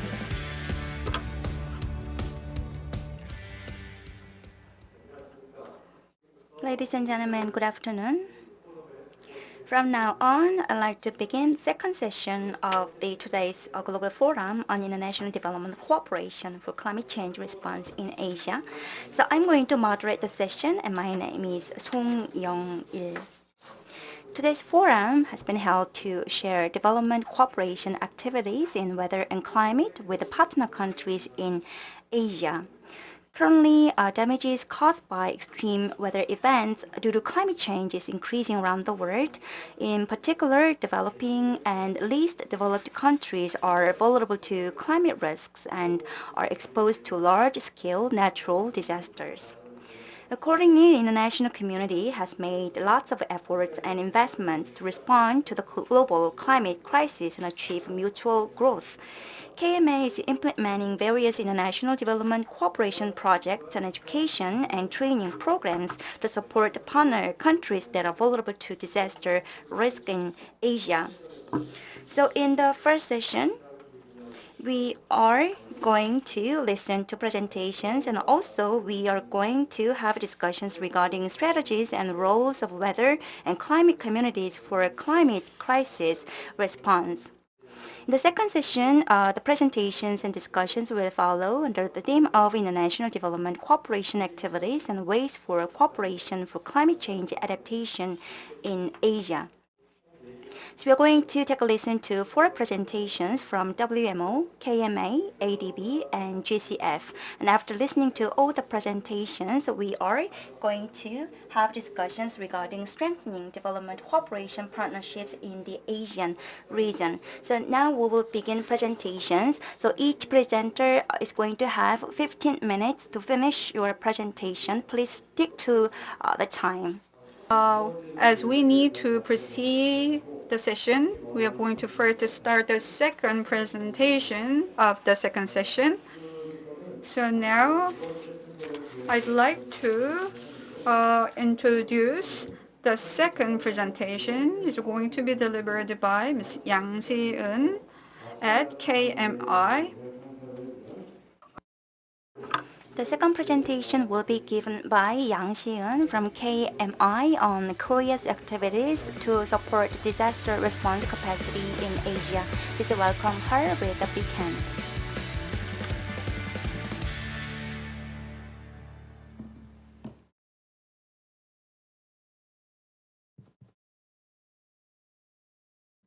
Good afternoon, ladies and gentlemen. My name is Sieun Yang. I'm a director of International Cooperation Division at KMI, Korea Meteorological Institute. We are an affiliate of the KMA, and we are in charge of managing National Meteorological Observation Network, and we are also in charge of calibration and verification of meteorological instruments in Korea. And also, we are in charge of implementing ODA project on behalf of KMA. So in the first session, we've already listened and learned about the KMA's policy about the ODA. So in my presentation, I would like to focus on how we work on this issue in the form of ODA project. So this is the brief overview of our ODA project. So until now, we've been implementing 32 projects in 12 countries. And today's presentation, I would like to introduce 3 different cases of ODA project. And then I will also like to share our lesson learned and the challenges. Okay, the first project is about the Mongolia. As you guys well know, Mongolia is a vulnerable country for the climate change. And as many of our other speakers already mentioned, to respond to the climate change, we need reliable observation data first. So, however, the Mongolia, compared to its vast territory, they didn't have enough infrastructure for the observation. So there's an obvious need for the to modernize and well-equipped infrastructure for the observation. So the Prime Minister of Mongolia officially requested to support automatic weather observation system to Korea in 2015. And very luckily, Korea has high resolution weather observation system, which we have 600 surface observation station. And this is much more denser, high resolution than the WMO recommendation. So based on this technology and experience about the meteorological surface observation, we support Mongolia with the project titled Installation of the Automatic Weather Observation System in Mongolia. So this project was done during 2017 and 19. And what we've done mainly is install and modernize the automatic weather observation in 32 sites in 4 provinces in Mongolia. So this is the automatic weather observation system. As you can see in this picture, Mongolia usually have the manual observation system. They do have some AWS as well, but 189 sites was manually operated. And after we complete the project, we newly installed the automatic weather observation station, as you can see here. With this system, they could observe the weather condition in every minute, and we could collect the data and transmit this to the headquarters to every 15 minutes automatically. And this is the integrated data system. This system has some distinctive feature because we are not only collect the data from 32 AWS which were installed by our project, we also try to cover whole 330 observation station which NANEM already has. By providing the integrated data system, we try to improve the work efficiency of the observation of the NANEM. And we also provide capacity building because it's one of the key for the sustainability of the project. So we provide the invitational training for 33 steps from NANEM, and 2 of them stayed around 1 month in KMI and KMA, and we provide them intensive training to how to fix and how to maintain those instruments which we donate for them. So after completion of the project, we believe in that we contributed to improve the efficiency of weather observation work of the NANEM, and this also contributed to enhance weather forecasting and disaster response capacity of the NANEM. Second project is about Cambodia. Cambodia also affected by the climate change quite a lot, as you can see in this picture. And they also didn't have enough observation infrastructure which could cover whole of their territory. They have only 1 meteorological radar, and some provinces has only 1 or 2 AWS, which means there's a blank for the observation.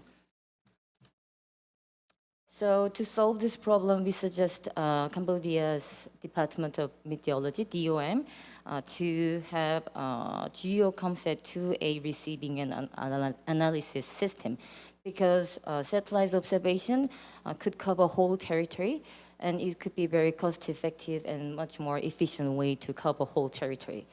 So the GK2A, this satellite is the 2nd generation of meteorological satellite launched by the Korea in 2018, and its performance has been improved in many ways, such as spatial resolution and observation frequency, and number of channels were all improved compared to its 1st generation meteorological satellite.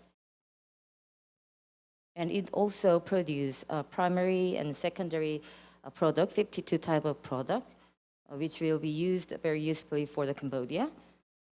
And it also has a broadcasting services, which means we don't have to bypass broadcasting satellites, which will decrease the resolution of the satellite image.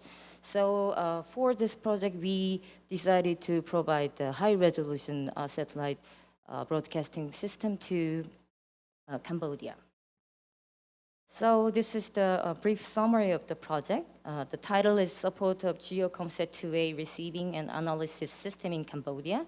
And this project just began last year and is going to complete it in 2023.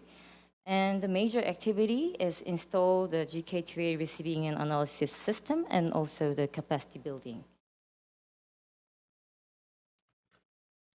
So I would like to share the progress of the project. As you guys could well guess, because of the COVID-19, we have some difficulty in implementing the project last year. However, in many ways, like online meeting and also some questionnaires for the technical survey, we've done the technical survey, and just last month, 2 of my colleagues visited Cambodia with the self-quarantine period, and we completed the technical survey. So at this moment, we are waiting for the bid for this project. And we also did the capacity building. This was also done by the online because of the COVID-19. So by implementing this project, we are expecting the improvement in observation capacity of DOM. And by doing so, we are expecting to enhance disaster response capacity of Cambodia. The last project is about the Laos. Laos is one of the countries which were heavily affected by the typhoon. So in every year, 150,000 people were affected by the typhoon, which means there's a huge need for typhoon response measures. So in Typhoon Committee, Laos requested us to support the Typhoon Operations System, which our Director General CHANG already explained in his presentation. So we begin the project titled Enhanced Severe Weather Response utilizing an integrated typhoon monitoring and forecasting platform in Lao PDL from last year as well, and it's going to complete it in 2023. And the major activity is install the customized typhoon operation system for the Laos. So I'm not going to go through the what TOS is because our Director General CHANG already explained about this. But one thing I would like to mention about the TOS is that if you have a TOS, you could have a real-time typhoon analysis. At the same time, we could have the forecasting information, which where the typhoon will go and when will arrive in which area and what intensity will be. That would be very important information for the people who live in that risky area. So TOS will be actually contribute in that part. And we also did the capacity building as well. So last year we did the online training for the 9 staff from the DMH. And this is the expected outcome for this project. As I already mentioned before, we're expecting enhanced extreme weather response capacity. So if you see this, the first picture, yeah, there's some cases which were analyzed by the TOS, cyclone Sontis case. So if you see this case after we complete this project, DMH might produce this kind of information by themselves by using the TOS. So next is the pipeline project, but I'm not going to go detail. We are also preparing one TOS project in Philippines and one opera and the surface observation project for the Mongolia. And this is the final part, lesson learned and challenges. The first lesson that I learned is we need to reflect the needs of the partner country to secure the sustainability of the project because I didn't mention in my presentation, but in Mongolia case, we had some problem after complete the project. Because of the extreme cold winter season, we had some problem. And we tried to figure that out, and we are still working on that. However, thinking about this kind of experience, we believe in that we need much more accurate and much more thorough technical survey. And we also need to communicate with our partner country much frequently. And the second lesson is about the post management. To secure the sustainability, we need to consider this post management things from the very early stage of the project. Because oftentimes, after completion of the project, our focal points is quit their job or move to another division, something like that. Or sometimes our partner country had very hard time to secure the budget for the maintenance fee or something like that. So we need to care about this from the very early stage. And the last one is about the country ownership. So how actively the partner country participate in our project is the key for the success. So, but we can't just ask for this participation without nothing. So we have to reflect and we have to design the project governance to reflect this issue. So recently we are forming the PMU from the very beginning stage of the project. And the PMU include all the focal points and all the policymakers for that country. So I think that would be helpful, and that would be one of the lessons.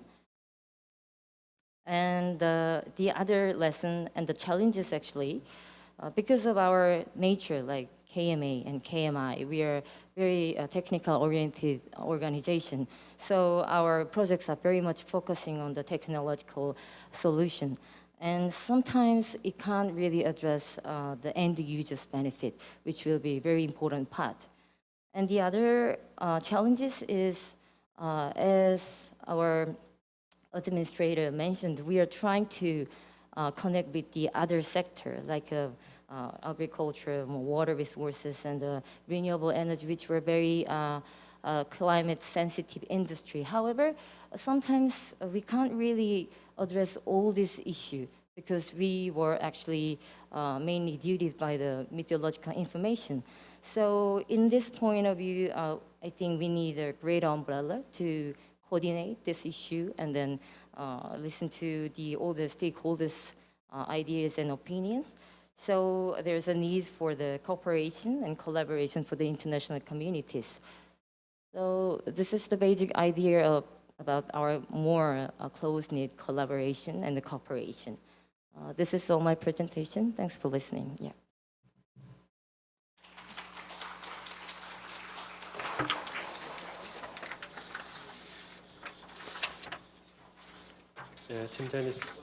Thank you very much, Ms. Yang Sieun. She mentioned three project cases about Mongolia, Laos, and Cambodia. In the case of Mongolia, and the project considered lots of regional characteristics. And apart from installation of AWS, utilization-related capacity building was also as part of the project for Mongolia. And in the case of Cambodia,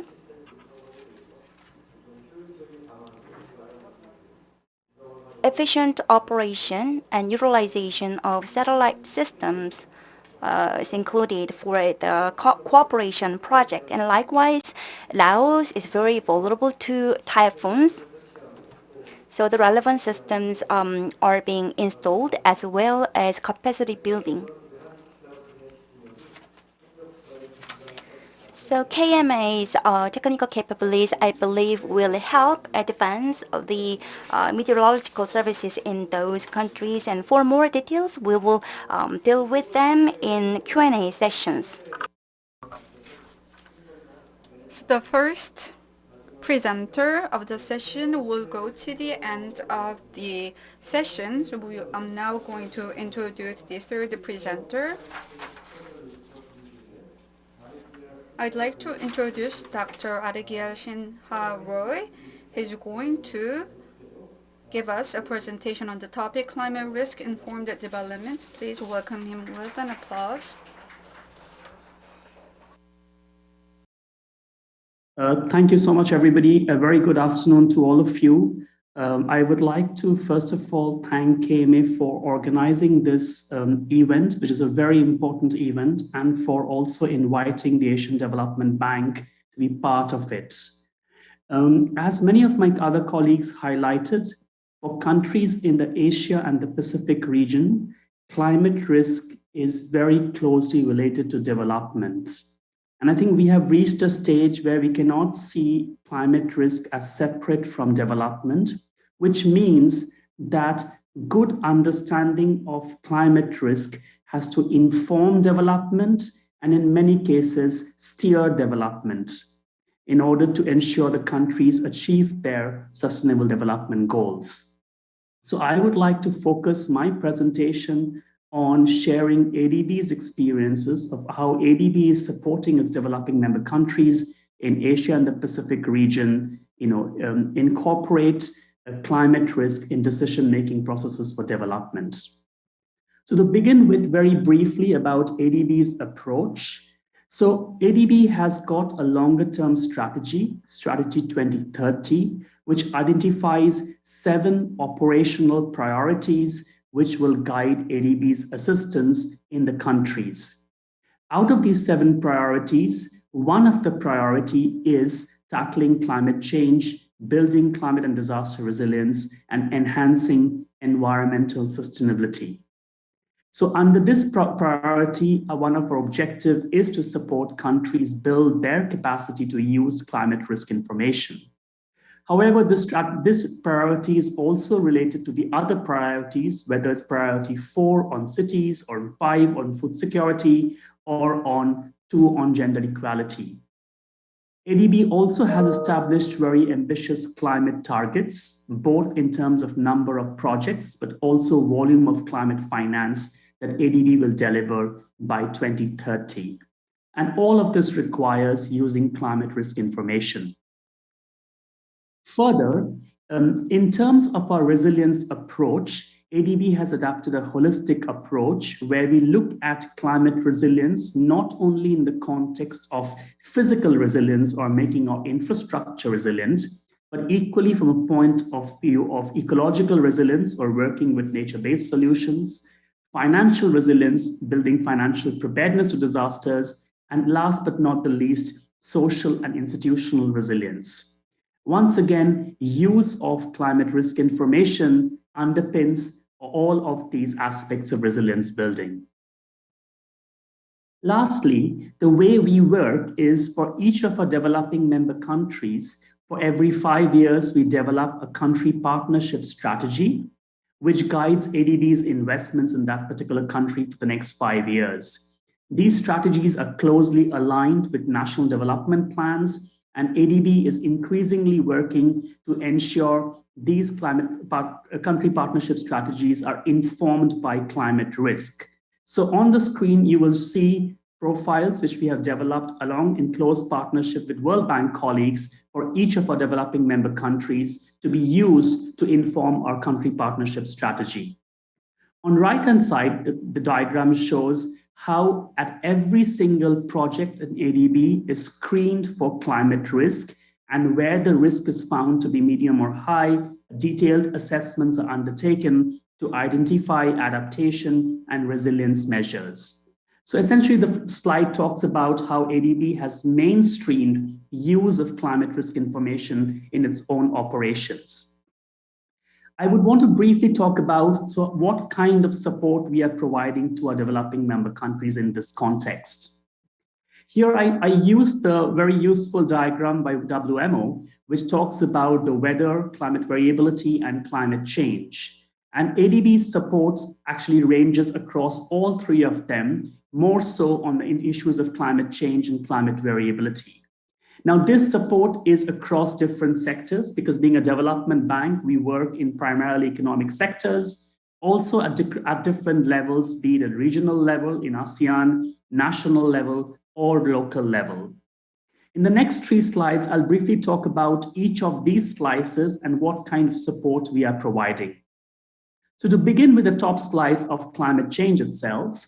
So as I mentioned, one of the support we provide to countries is to better understand long-term climate risk and how such risk will impact the economic growth of a country and what kind of policies and investments are needed to steer growth in a resilient direction, which includes in many countries supporting them in developing climate risk information platforms like we've done in Myanmar, and essentially identifying a range of investments, be it in the agriculture sector, water resources, urban development, the type of investments needed to mitigate that risk. This also includes supporting countries to access global climate finance, for example, the Green Climate Fund, the Climate Investment Facility, and overarchingly helping countries move towards a resilient direction, which is one of the goals of the Paris Agreement, as mentioned earlier. In terms of climate variability, over here, our support is specifically limited to sectors which are more climate sensitive, like agriculture or water resources. We do support quite a bit of investments in climate smart agriculture, which help countries to adapt agricultural systems to the changing climate.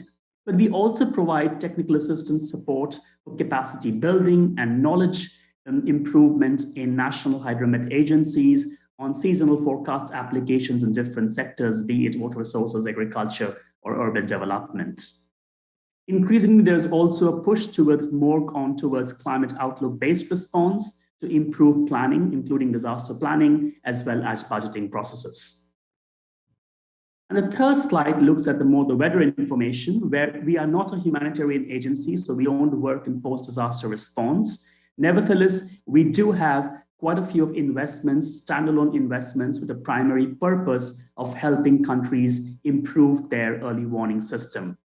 Once again, sometimes these investments are standalone, that is working directly with the national hydromet agencies. In many cases, they work with different sector ministries to improve the relationship and partnership between National Hydromet Agency and the sector agencies. And these investments range a combination of observation and monitoring systems, forecasting, as well as capacity building. In all of this, partnership plays a key role. And in this slide, I talk about only two such partnerships. One is with Government of Japan, Ministry of Environment of Japan, and where we are working closely with Asia Pacific Climate Adaptation Information Platform, which provides like a one-stop shop for providing climate information to developing countries. And the second is the Alliance for Hydromet Development, which WMO colleagues highlighted earlier, where ADB, along with other development banks, have joined this alliance to work together to helping improve the investments in early warning systems and hydromet services in our member countries. Next, I wanted to highlight very quickly some of the emerging issues which we think moving forward will require more attention from weather and climate information purposes. Number one is issues around heat stress, and specifically around in urban areas. And we really think that most countries do not appreciate the kind of impacts they might face from heat stress, be it impacts on their health, on livelihoods, or wider labor productivity of a city or a country. So we are doing some initial work to quantify such impacts on heat stress, and how can countries and cities adopt more integrated solution combination of public health, land use planning, urban design, housing, basic services, and livelihoods. Importance of heat-related early warning systems becomes critical, and such systems have to be put in place both at city level as well as local and neighborhood level, and should be associated along with the financing to help implement preparedness measures. So for us, this is an important area we think which Asia Pacific countries should pay more attention towards. Another important area is anticipatory actions, where once you have a good early warning system, how do you use it effectively in the right time to take decisions to reduce impacts of a disaster? So over here, the crossover between early warning and its usages, whether in the context of food security through seasonal forecast applications or social protection programs for improved in early warning to protect the poorest population from impacts of disasters. It's equally important that some anticipatory actions are linked with disaster risk financing initiatives in order to make sure that good early warning systems can act as a trigger for initiating risk financing instruments such as contingent financing or even insurance products where countries have such products.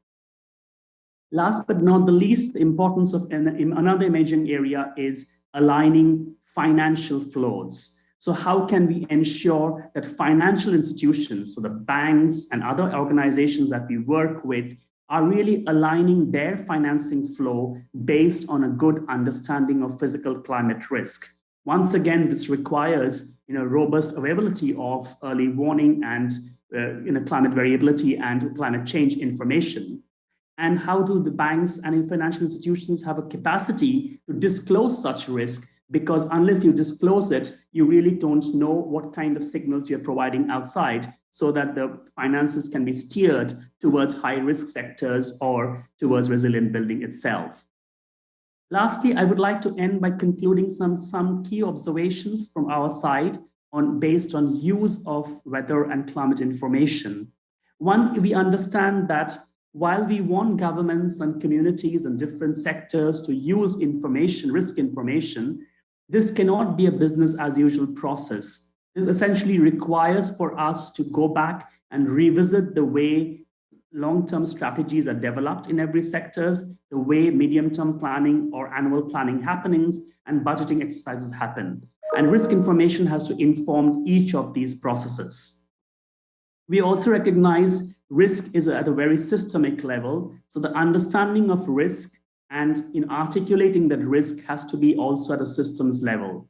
We can no longer look at risk of a particular infrastructure that we are financing, but we have to understand how that infrastructure is situated in a wider system and the kind of services it's providing and how risk will actually transmit from one side to the other side of the infrastructure itself.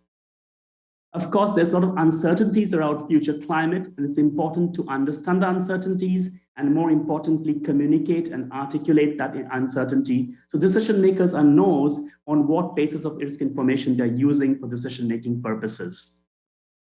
Equally important that resilient solutions or climate adaptation solutions are not just technical, so we just can't solely based on risk information. We need to consult with the local communities to understand the underlying drivers of vulnerability and how we can find solutions that meet really local priorities.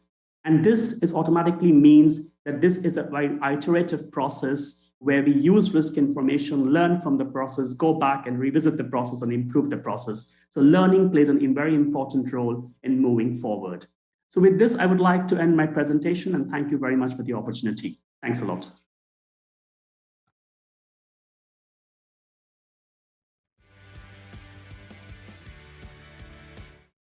Dr. Louis, thank you very much for your presentation. As you work at ADB, you really had a chance to look at what is going on in Asia Pacific region. And you mentioned that we need to have a greater awareness of climate risk in these regions. I believe that ADB is working very hard, and you explained us the 2030 strategy. And along with that, at ADB, within the ADB, the resilience, climate resilience is a key point, and which was quite impressive.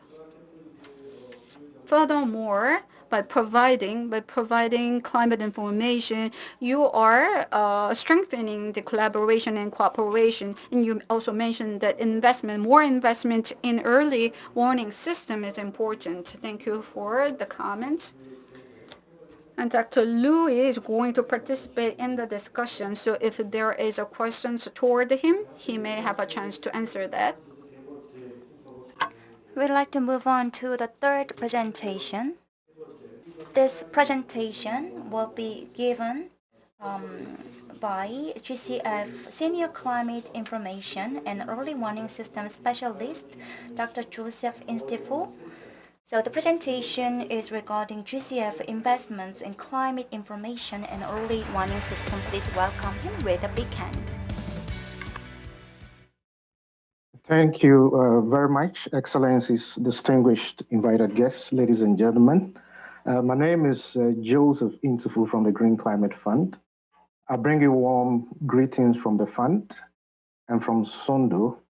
My presentation will be on GCF investment in climate information and early warning systems, but I will also touch on certain sector-specific areas that climate information and early warning system is critical for climate action. By way of presentation, I'll give a background of the talk, or give a background of what is happening globally out for the Green Climate Fund, and then look at investment in climate information and early warning systems. And then case studies and then questions and answers. So by way of background, we've heard from the previous presenters how climate change, climate variability is impacting on lives and livelihoods.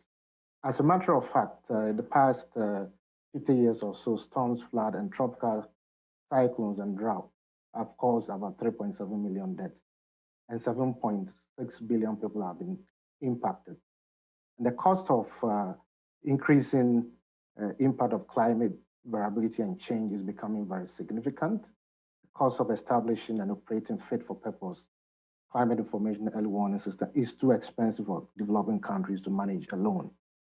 And also we see stronger expression of interest. If you look at the NDC, NAP, and the NAPA, we could see a very strong demand in terms of early warning climate information. The ambition is very clear. Identification of action is lacking, even in countries that are highly vulnerable to climate change. But more importantly, also the quality of information that is provided is low, and in most cases, superficial and incomplete. And then also we see that the market assessment in terms of looking at where the strength and the weaknesses are, the lowest capacities in Africa, LDCs and SITs, which is a priority area for the UNFCCC Convention and the Paris Agreement. And we've seen in terms of looking at the market that growth is driven by a vibrant private sector, mostly in application areas like energy, aviation, large-scale agriculture, and infrastructure resilience. But then there are barriers that we need to cross or unblock to be able to unlock the potential of climate information and early warning system. Institutional effectiveness is a critical issue. Lack of coverage in terms of scale of not only the quantity, but also the quality of hard and soft infrastructure, uncoordinated interventions of donors that limits the effectiveness of support to countries, the market barriers that needs to enable the creating of enabling conditions, and limited government budgets, and the complexity with which the production and dissemination of climate information and uptake presents to countries. But then there is also a growing demand for the climate information and early warning system. If you look at the NDCs, 77% of Africa and Middle East, 76% of Latin America, and 100% of Caribbean and Asia Pacific have all expressed the need for a fit-for-purpose climate information and early warning system. The climate information and early warning system services and the broader resilient landscape also has a market potential, which means that the cost-benefit analysis of investing in climate information and early warning system is significant. But then also to put it in perspective, there's a growing global commitment across all scale, the Paris Agreement, the Sustainable Development Goals, Sendai Framework, and then the GFCS all allude to that fact. So it presents a unique opportunity to enhance coherence and complementarity of investment, and also leveraging private sector, public sector, and public-private partnership to advance climate action. And so it's critical that one understands the role that GCF plays. It's a unique institution with the operating arm of the UNFCCC that fosters paradigm shift to low emission climate development pathways in developing countries.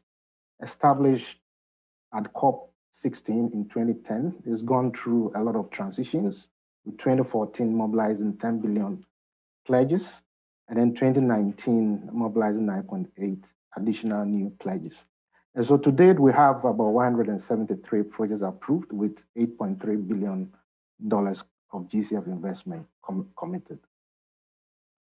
In terms of impact, if you look at the investment in projects, we have $8.3 billion of investment in 121 countries. And readiness support that we provide to countries to enable them to access our funds is also quite significant in terms of $296.4 million in 138 countries. As a matter of fact, it's the biggest readiness support fund for climate action globally. And so our total portfolio shows $30.2 billion. And in terms of mitigation, we have 1.8 gigatons of CO2 equivalent. And then resilience, in terms of building resilience in communities, we have 498 people's resilience being enhanced. And in terms of distribution of our investment, the Asia Pacific is the most resource country, where we have 72 projects. In Africa, we have 68 projects, Latin America and the Caribbean, 40 projects. And then Eastern Europe, we have 10 projects. And so in terms of how we do business, the private sector is very critical as part of our portfolio. We have both the public and the private sector, but I want to zoom in a bit on private sector because of its uniqueness and significance for climate action. We have 5 areas of practice where we hope to maximize mobilization and impact. We have climate funds that mobilize equity. We have financial institutions that looks at green lending and risk sharing. And then we have project finance that looks at the life cycle financing of projects. And then the climate markets, where we look at capital and carbon markets and structuring of finance and mobilization of institutional investment for new markets. And then climate technology and innovation, where investment in transformative climate technologies are the focus of this intervention. And so if we look at our portfolio in terms of public and private sector, the public sector GCF commitment is 5.6 billion and co-financing is 13.1 billion, which means that for every GCF dollar invested in public sector, we are able to attract 2.3 from co-investors. For the private sector, GCF has committed $2.8 billion of its money and co-finance or leverage 8.8 billion, which translates into every dollar of GCF invested in the private sector attracts $3 from co-investors. And so we are flexible in terms of how we deploy our instruments, our financial instruments in terms of sectors, mitigation and adaptation, public and private sector. In terms of thematics, adaptation represent about 48% of our portfolio, while mitigation represents 52%. The private sector occupies 33% and the public sector is 7%. And in terms of our financial instruments, we have grants, 44%, which is the biggest. We have loans, which is 43%, equity, 6%, resource-based payments and guarantees being the least instruments within our investment portfolio. So what do we look for in terms of transformational project? We believe that a project will be transformational if it meets this set of criteria. Additionality of GCF funding. Why should GCF invest in those projects? And then we also look at the climate rationale. A strong climate rationale is critical for climate action because GCF is a climate fund. So climate impact of our investment is key. And the scientific evidence that underpins the design and implementation of the project is very important. And this is where climate information and early warning systems become critical for designing and ensuring that the projects are fit for purpose and will maximize impact on the ground. Country-driven approach is also critical. The alignment with the NDCs, no objection from the countries. We also look at investment criteria, 6 of them. One being impact potential, that is to say for every dollar of investment, how much beneficiaries are we reaching? And then paradigm-shift potential that deals with the innovativeness of the project. And then sustainable development potential, needs of the recipient, country ownership, and efficiency and effectiveness of those investments in meeting the set targets. The compliance with GCF policy, we look at fiduciary standards, risk management, and then we also look at gender and then legal standards. And also we will look at the completeness of the document in terms of feasibility study, financial models, gender analysis, environmental studies, and others. But critically, we focus on 8 main areas: energy, transport, building cities, industries, ecosystem, health, food and water security, livelihoods of people and communities, forest and land use, as well as infrastructure. We believe these are transformational areas where GCF investment will enable climate action to take place in the most vulnerable countries. And so the approval process requires country-driven approach. It starts with the country programming, where projects are generated. So the proposal generation phase enables the countries to articulate the design of the project based on their unique national circumstances. And the proposal is submitted through an accredited entity where GCF will have a look at it. We look at the due diligence, we look at those investment criteria and what is critical to make the proposal transformational. And then we have an independent technical advisory panel that will also review in addition to the GCF Secretariat assessment. And when the two agree, it goes to the board for approval. Once approved, the legal instrument, the legal documentation for its implementation is also prepared.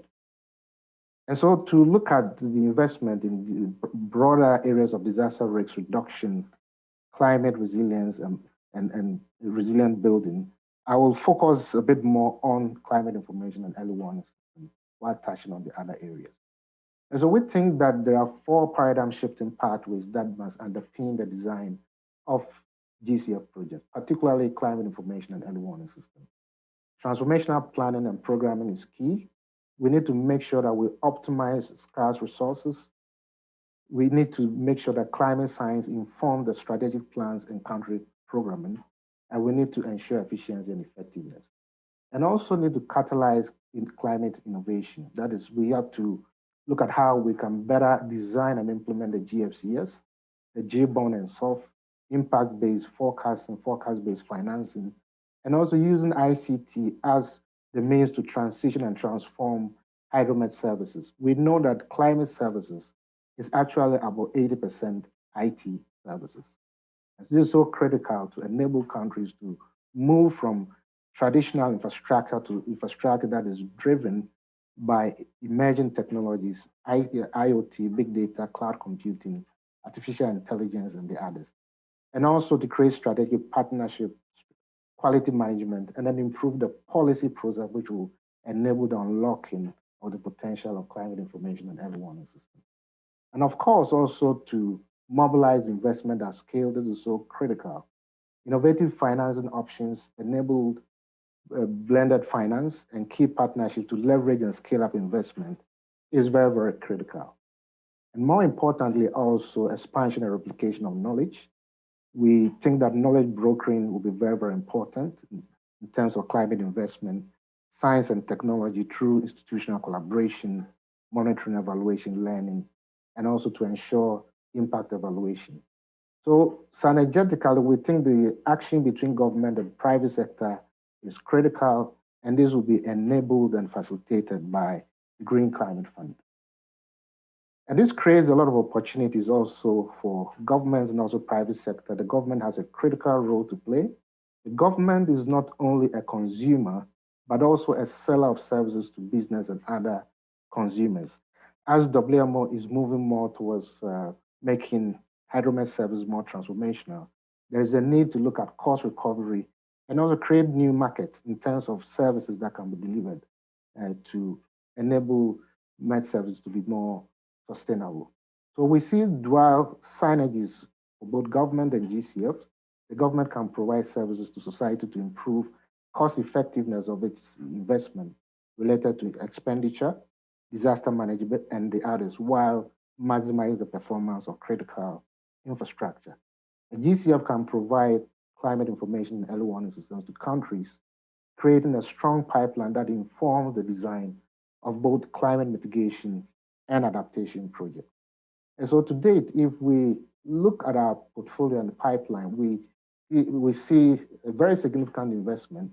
The GCF investment, including the co-financing committed to climate information and early warning system, exceeds $2.2 billion. So the distribution in terms of the regions, the areas of WMO, as one will call, shows that the Asia Pacific occupy about 44%, Africa 34%, Latin America 20%, and Eastern Europe 2%.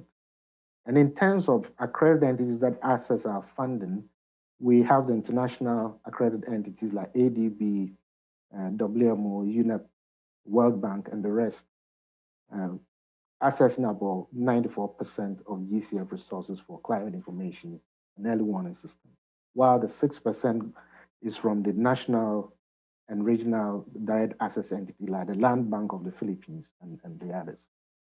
But then more importantly, which one of the points I want to stress is that in our portfolio, only 21% of projects focus on modernization of hydromet services, and 97% focus on sector applications. So which is the result areas, agriculture, food security, transport, health, safety, and other critical areas where the demand, the user side of the equation becomes more important. And in terms of case studies, I want to look at some critical, very transformational projects that we have funded. One is the multi-hazard impact-based forecasting system, early warning system in the Philippines, which is which was brought to us and managed by the Land Bank, is $10 million of GCF financing. The financial instrument is grant approved in 2019. It's one of the critical projects that will support the Philippines. As we know, Philippines is a very vulnerable country. Typhoons are critical and impacts the livelihoods and sustainability of the Philippines. So the proposed approaches will leverage support to enable Philippines to address its most critical risk, which is climate risk. The focus is on vulnerable population, health and well-being, food security infrastructure, built environment, ecosystem, and ecosystem functions and services, directly benefiting 14.5 million people, which is our 14%, and indirectly potentially benefiting the whole country. The next project I want to talk about is the UNEP Pacific Multi-Country Program, which covers 5 countries in the Pacific. It strengthens the capacity and improve policy frameworks, in investment in climate and marine infrastructure and data management.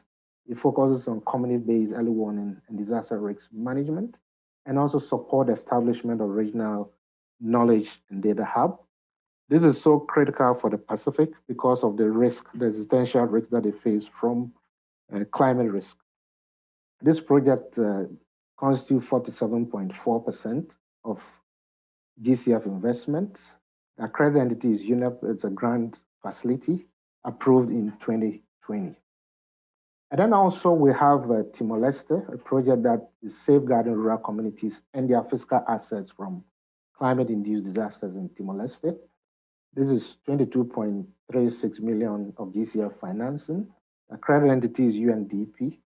The financial instrument is grant approved in 2018. And the consequence of this is the impact-based multi-hazard early warning system for climate-resilient rural infrastructure planning and management. And this is very, very critical because one of the mandate of GCF is to support most vulnerable communities. Rural communities that are often left out of the equation become very critical with such projects. As a matter of fact, 1 out of every 10 investment doesn't flow down to the most vulnerable people who need support most. And so this project demonstrates the need to support the most vulnerable communities who most often will be left out in climate finance to be able to access resources to make their infrastructure and livelihood resilient. So in this, we are looking at climate risk reduction and risk-proofing measures for strengthening resilience of small-scale rural infrastructure, 47 slope stabilization projects covering a length of 216 kilometers, 38 enhanced water supply systems, improved irrigation systems covering about 54 kilometers, and 20 floodplains covering about 14 kilometers, and 300 hectares of agroforestry and reforestation. We also invest through our private sector, a project called the Climate Investor One. That's a multi-country program covering quite a significant number of countries. We also have a high impact program for corporate sector, which is 258 million of GCF investment, covering a range of countries in the region and Africa. So we work through our accredited entities who channel funds to projects. And I would like to thank you for your patience and look forward to dialoguing with you through the questions and answer section. Thanks.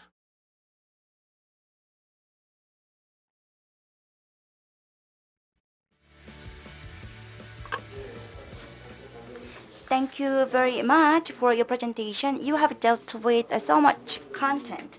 And Dr. Joseph Intsiful was talking about climate information and early warning system, which is very, the WMO is very interested in.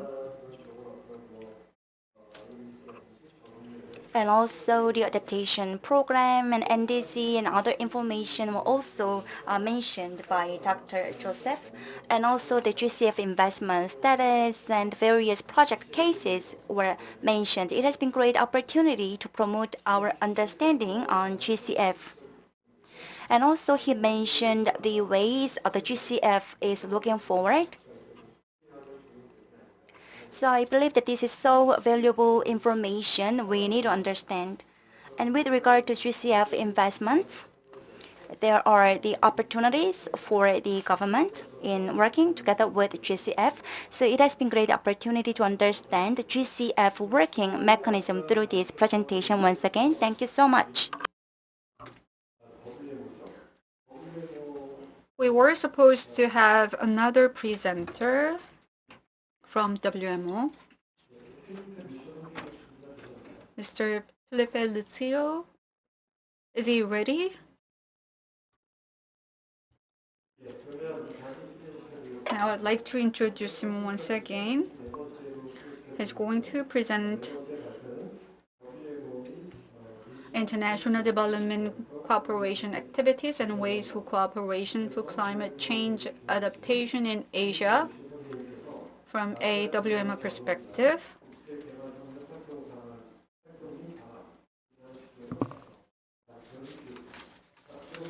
Please welcome him with a big hand. Thank you very much, Mr. 네, Chairman. 감사합니다. Good afternoon, everyone. I'd like to join my colleagues who earlier congratulated KMA for organizing this event. On my side, a great pleasure to talk to you on such an important topic, which is international cooperation, without which we could not achieve all the things we've done in the past in terms of early warning systems and eventually societal outcomes that result in safeguarding life and property. My presentation will have three topics. We seem to have problems. My screen is frozen now.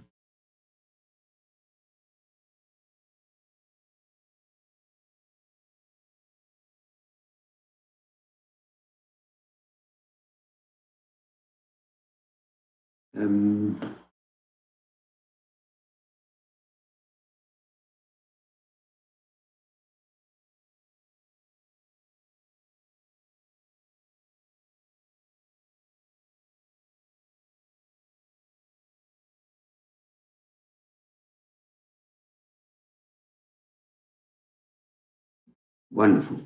Sorry for this technical problem. I was saying that my presentation will address mainly three topics. The first is development partnerships and training. The second, assessing member capacities. And the third will be on project initiatives we have in your region. I will start with a rather unusual way in giving my talk.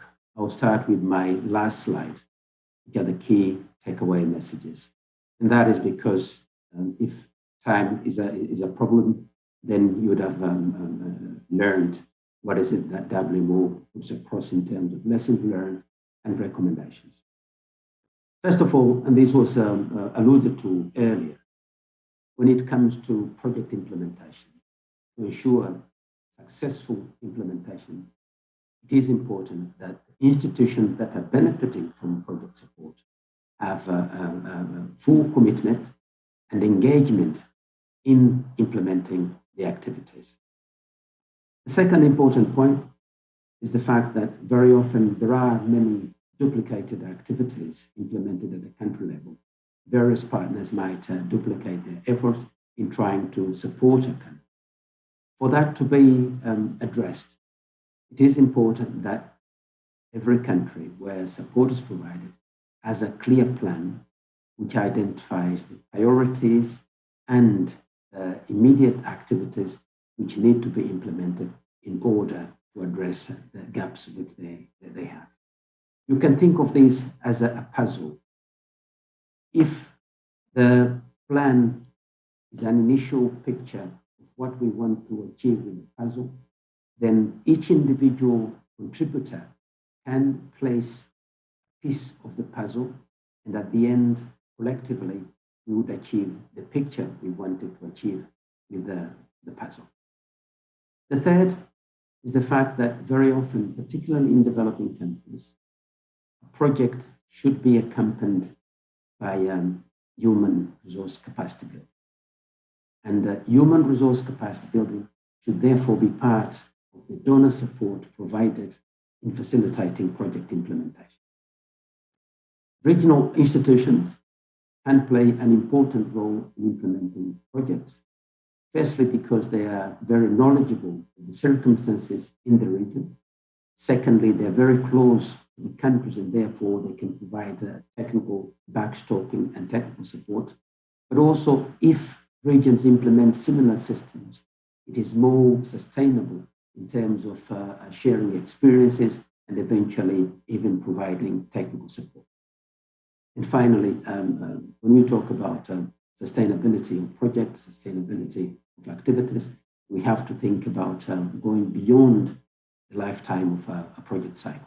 And therefore, when projects are planned, when projects are implemented, there's got to be an idea, a discussion about how those initiatives are going to be sustained.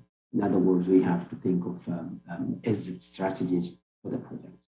And as recommendations, we would recommend that every country establish a coordination mechanism in which various stakeholders who have a role to play in the process of facilitating strengthening of capacities for the national meteorological and hydrological services so that they can serve their mandates in a more effective way, have a coordination mechanism.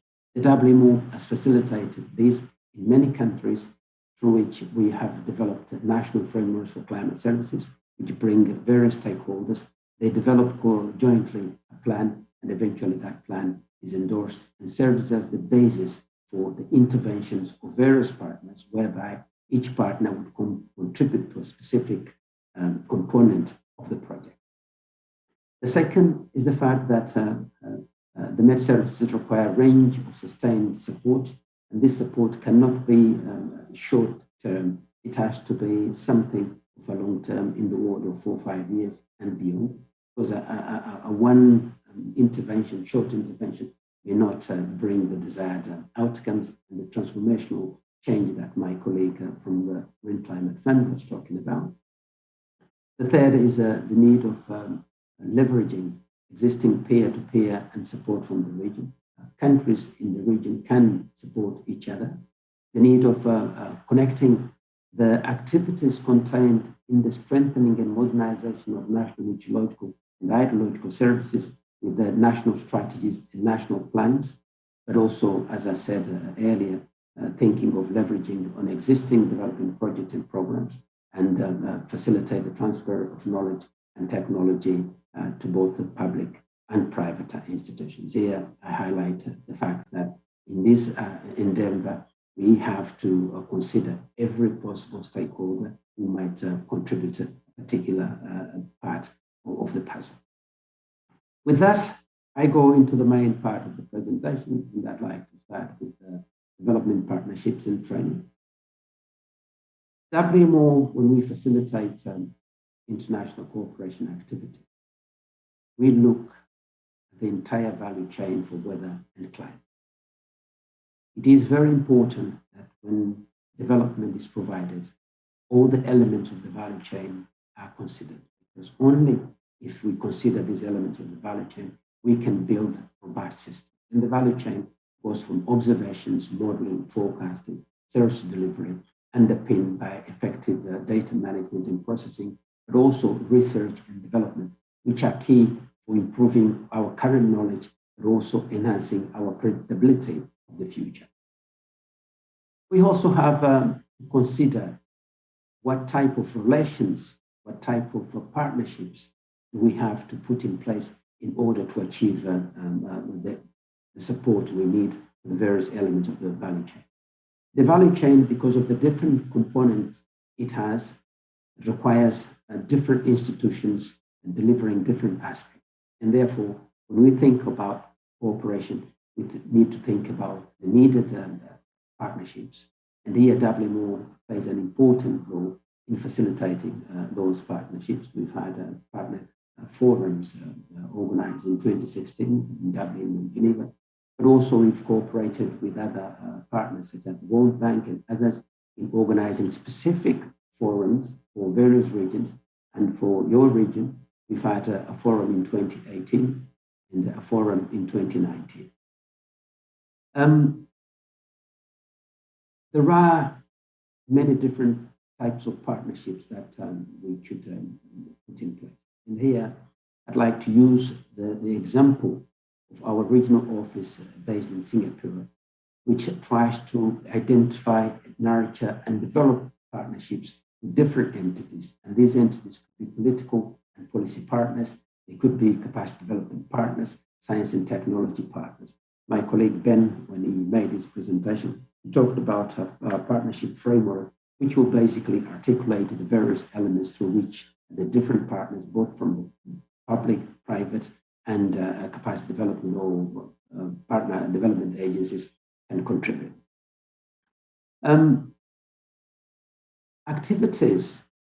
Most activities we implement are effectively enabled when there's a capacity to provide training.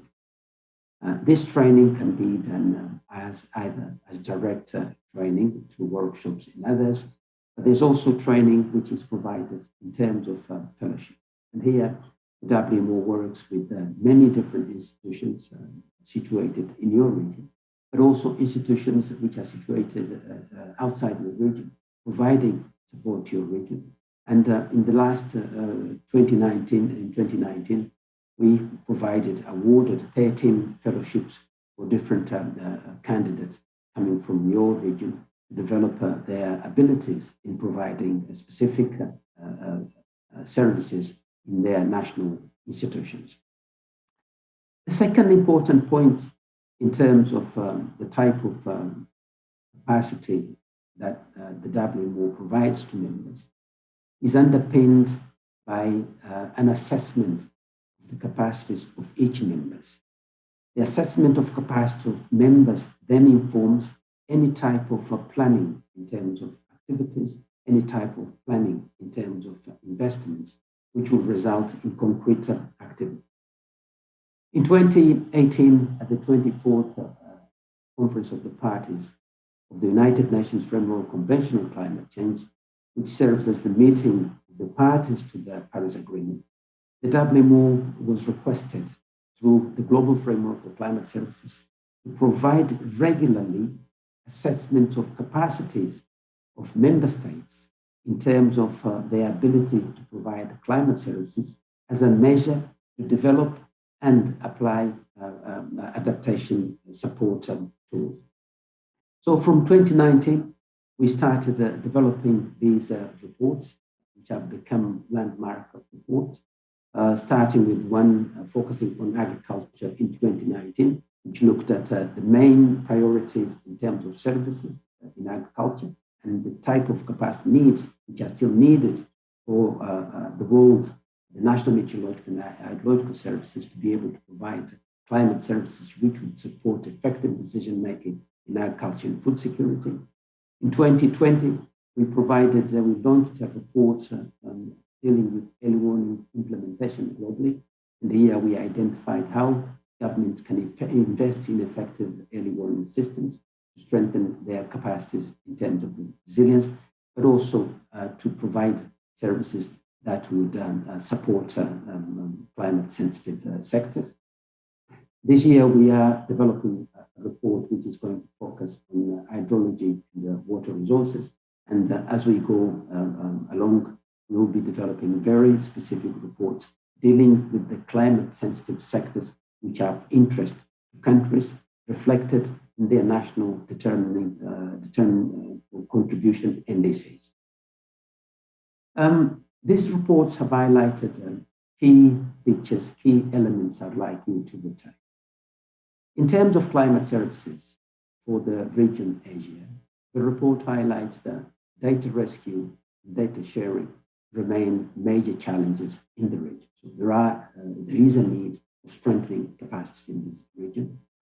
Monitoring and evaluation is probably one of the weakest components in terms of climate services and development in Africa. Very often we are not able to justify why investments need to be made in climate services, and we're not able to measure how much development is being made in terms of progress with implementation, in terms of progress in strengthening of capacity. And there's also more data needed if the region is to provide tailored climate services for different applications. For early warning systems, Asia has been considered one of the most vulnerable regions to multi-hazard systems of hydrometeorological origin. And here we note that about 70,000 in 100,000 people tend to benefit from early warning system, which is a relatively a good number. But however, we still note that we have weaknesses in terms of implementation of monitoring and evaluation, as I was saying, in terms of implementation of impacts-based forecasting, in terms of implementation of common alerting protocol, facilitating access of early warnings to many different users and different sectors. Finally, I'd like you to pay attention to the very specific activities we are implementing in the region. The activities that WMO implements are intended, first of all, to assess members' priorities and capacity needs to provide weather, water, and climate services. They're intended to foster collaboration among the development partners, and this is an important point, because only then, if we manage to collaborate by sharing information, by exchanging knowledge in terms of interventions and activities, we can contribute in a meaningful manner to the achievement of the objectives we intend to achieve in supporting national meteorological and hydrological services, in facilitating alignment of development partners' objectives with national and regional priorities identified through the assessments we facilitate, in coordinating implementation of projects with national, regional, and international partners to ensure projects achieve the intended outcomes, and finally, in identifying post-completion sustainability mechanisms so that all the investments which are made in terms of supporting countries have a long-lasting impact and eventually benefit society. So this is the current footprint in terms of activities implemented by WMO in your region. We are implementing 9 projects for a total amount of $22 million. Specifically, these projects are being implemented with various national partners, various regional partners, and global partners, either as implementing entities, but also as financing entities to these projects. And here, I'd like to highlight a few achievements we've made in your region. Here, I'd like to commend and thank all the partner agencies who have supported financially the interventions we have in the region, starting with Environment Canada, which is facilitating the implementation of the cruise project of supporting countries like Thailand, Vietnam, and the Philippines with their forecasting capability, through which new products are now being made available by these institutions, but also facilitating the development of a flash flood guidance system for Southeast Asian countries, including Cambodia, Laos, Thailand, and Vietnam. We have a cruise Afghanistan, which is a dedicated project supporting a riverine and flash flood guidance system in the Amu Darya Basin, facilitating drought early warning support tool for the region, and also supporting strengthening of the observing network with the installation of about 20 stations in the country. With the USAID and the German government, we've been facilitating flash flood guidance system in various parts of your region, in Southeast Asia, in South Asia, in Central Asia, but also in Myanmar and Pakistan and Afghanistan. We are supporting through a project called De-Risk countries such as Laos, Vietnam, and other countries in the Southeast Asia by enabling the development of climate change scenarios, which was alluded to earlier as an important element in the planning and eventually changing the way business are carried out. So climate change scenarios are available for 2020 and 2049, 2050 and 2089. And we are, of course, supporting observing networks in those countries, Vietnam and Laos, PDR, as I indicated. We have with the World Bank a project supporting Myanmar, where WMO provides technical assistance and advisory services. We have an hydrometer alliance partnership through which we are supporting countries such as Kazakhstan, Kyrgyzstan, Tajikistan, Turkmenistan, and Uzbekistan. And finally, I'd like to highlight here the role that Korea has played in supporting international cooperation activities in your region. Korea is facilitating a project in Japan, in Bhutan, implemented by WMO to strengthen climate service capability. Is supporting a project in Mongolia to modernize the aviation meteorological services, and is facilitating a project to rescue data in Uzbekistan. We have a few projects in the pipeline. The projects are being planned for Saudi Arabia, for Laos and Cambodia, but also a project covering the Mekong River Station. And with that, I'd then like to go back to my last and first slide, basically summarizing the type of lessons we've learned by implementing the project, which allow us to put forward a few ideas which would serve as recommendations in terms of how projects can be designed and implemented to ensure maximum benefit and sustainability. Thank you.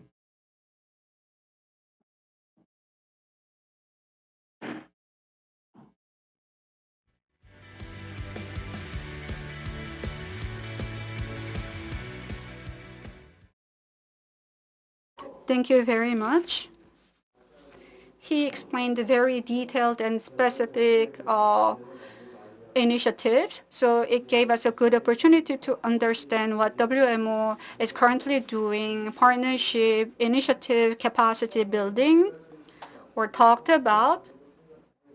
So due to the time constraint, I'm going to skip the summary of the presentation. This ends the presentation of the three presenters. Although we are beyond our schedule, I'm going to clear up the stage for discussion session.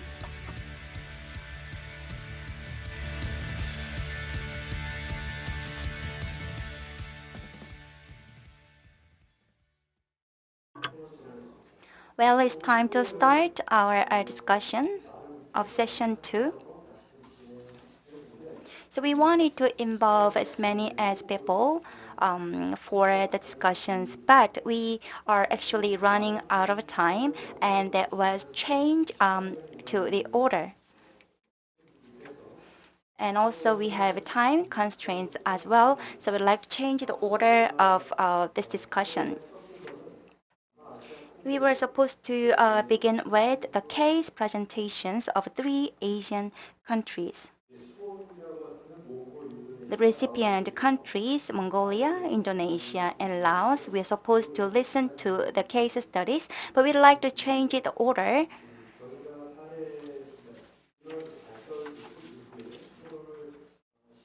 So we are supposed to have discussions after the case presentations, but we'd like to start discussions ahead of case presentations. So we have certain questions prepared in advance, which is regarding the introduction of development cooperation activities of each institution, and what would be the areas to create synergistic effects. So these questions actually went to GGI, Dr. Lee, Andrea. And another invited organization is K-Water.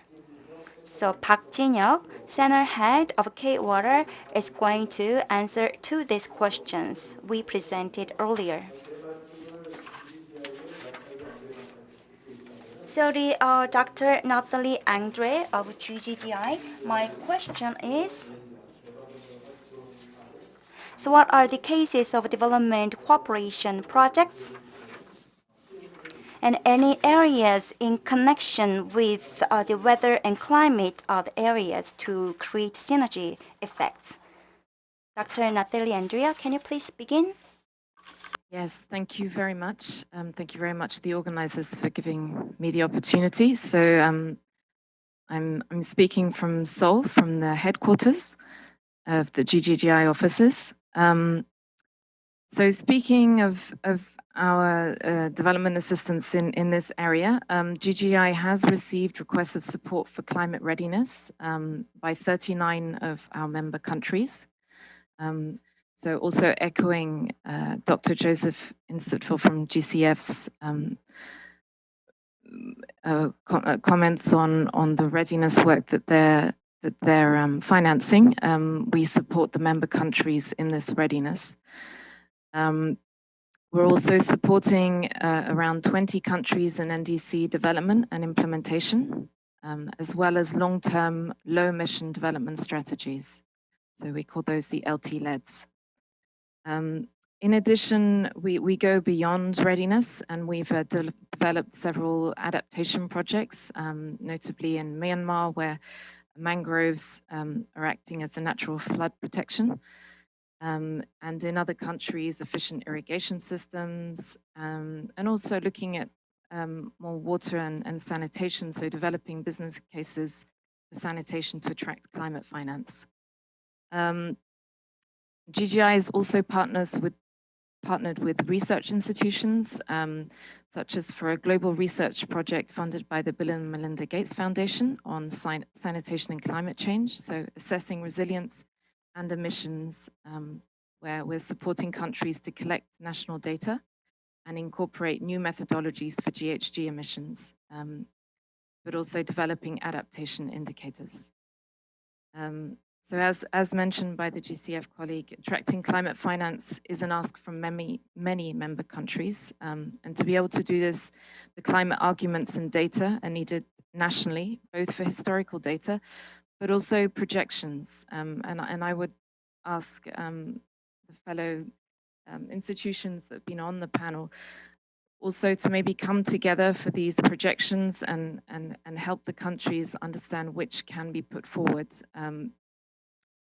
for them to be able to develop bankable projects with these included inside. So a common set of agreed criteria and data would be useful between cooperation projects and by the weather and climate specialists. And that's it for me. Thank you.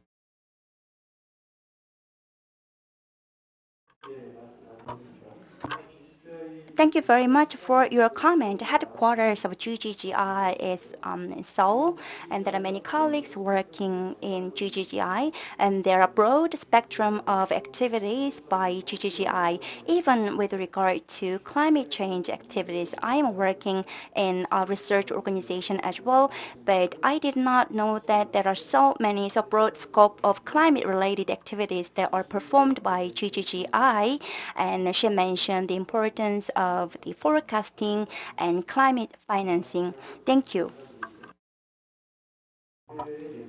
And for the same topic, aside from GGGI, we also asked the same question to K-Water. When it comes to water, not only in the domestic area, but also internationally, there are so many businesses conducted by K-Water. So I believe he has many messages sent to us. So I'd like to pass the mic to Park Jin-hyuk, the director of Center. First, I'd like to thank all the presenters for valuable information. So climate change which is the topic of the forum, and it really affects significantly water. And water has no substitute. So securing water at a national level is a critical issue, and regionally. And precipitation quite differs regionally and locally. And the change in water is a real reality. So it has it causes a higher risk of flood and drought. And unlike flood, it is very difficult to detect the start of the drought. And it may last for many years, just like the one in California. So the impact of drought is even greater than that with the flood. And there is also conflict between countries due to the construction of a dam. So it may also affect the sustainable development in Asia. So water also manages the water-related facilities. So we always pay attention to disaster. Disaster may happen today, but that does not mean it will not happen tomorrow. So we always need to prevent. And Mr. Chang from KMA also explained a few things which is related to water. So what is more important in the management of water is as follows. We need to have more accurate information. I believe it is really related to the successful management of water.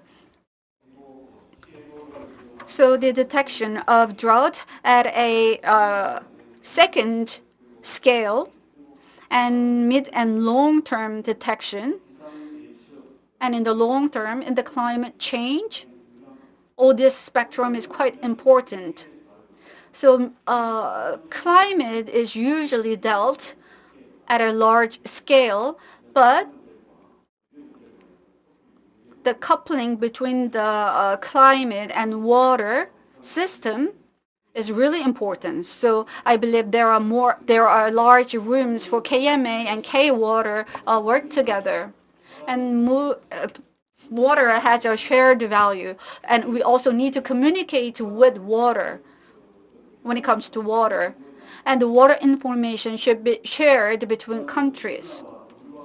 And climate and water-related disaster is not just a disaster to a single country. So not only the East Asian country, water-related disaster affects significantly. So we need to have information network, and even the pan global network is required.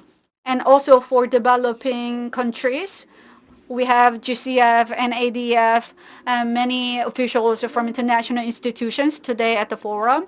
So even also for water, the international cooperation, there are various items so we can work together when it comes to water. And since 1994, we have implemented various projects with 31 countries. So we do have seasoned experiences. And currently, there are 17 projects underway. Just a few examples would be nexus-based master plan establishment and the safety assessment of a dam and integrated water management systems are some of the examples that we are carrying out. And outdated irrigation system and sewage system, and in terms of the renewable energy, water-based energy plant and smart city related master plans are some of the initiatives we are participating in. And technical cooperation in climate change has been done. However, in terms of the decision making or work in the field, it was relatively difficult to apply to the field. So climate, weather, and water cooperation should be more practical. And we also need to use the new latest technologies to enhance water management, so to improve the climate management. And also the comprehensive guidelines for climate change is also being made. And based on those guidance, local communities should lead the implementation of the guide. And climate change also causes inequality between regions and districts. So the protection and safety of the vulnerable at a local level should be carried out by establishing more specific strategy. Thank you very much. Thank you for the comment. Due to the time constraint, rather than summarizing what you have said, but the one you said, the precipitation projection system, and some of the effort you are doing, and the conversion project of water and weather would be very impressive. These are something that we collaborate together. So some of the strength of the KMA and knowledge of it, along with the knowledge and experiences of K-Water, if they are combined together, we can do a lot of work, not just in Korea, but also across the world. Asia Water Council is the institution operated by K-Water, and at this institution, I believe both water and climate-related works are being carried out, and collaboration between institutions would be a good chance, good opportunity. The discussion I planned was the one that I plan to proceed later on. So this will end the third part of the discussion. Initially, I planned to have discussion based on some of the presentation from Mungo and Lao PDR and Indonesia, but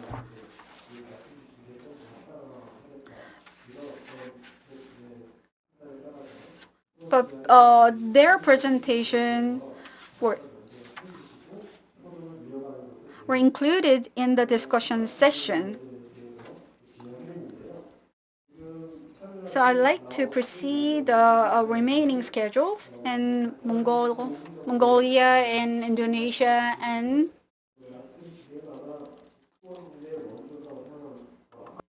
So your case presentation need to include performance of development assistance projects and recipient countries, including areas of achievement and improvements, and the current status, limitations, and how to improve the follow-up management for sustainability, as well as the role of recipient countries to produce consistent performance. So we will begin with Laos, followed by Mongolia and Indonesia. So we will begin with Laos. Thank you very much, Mr. Chair. Can you hear me?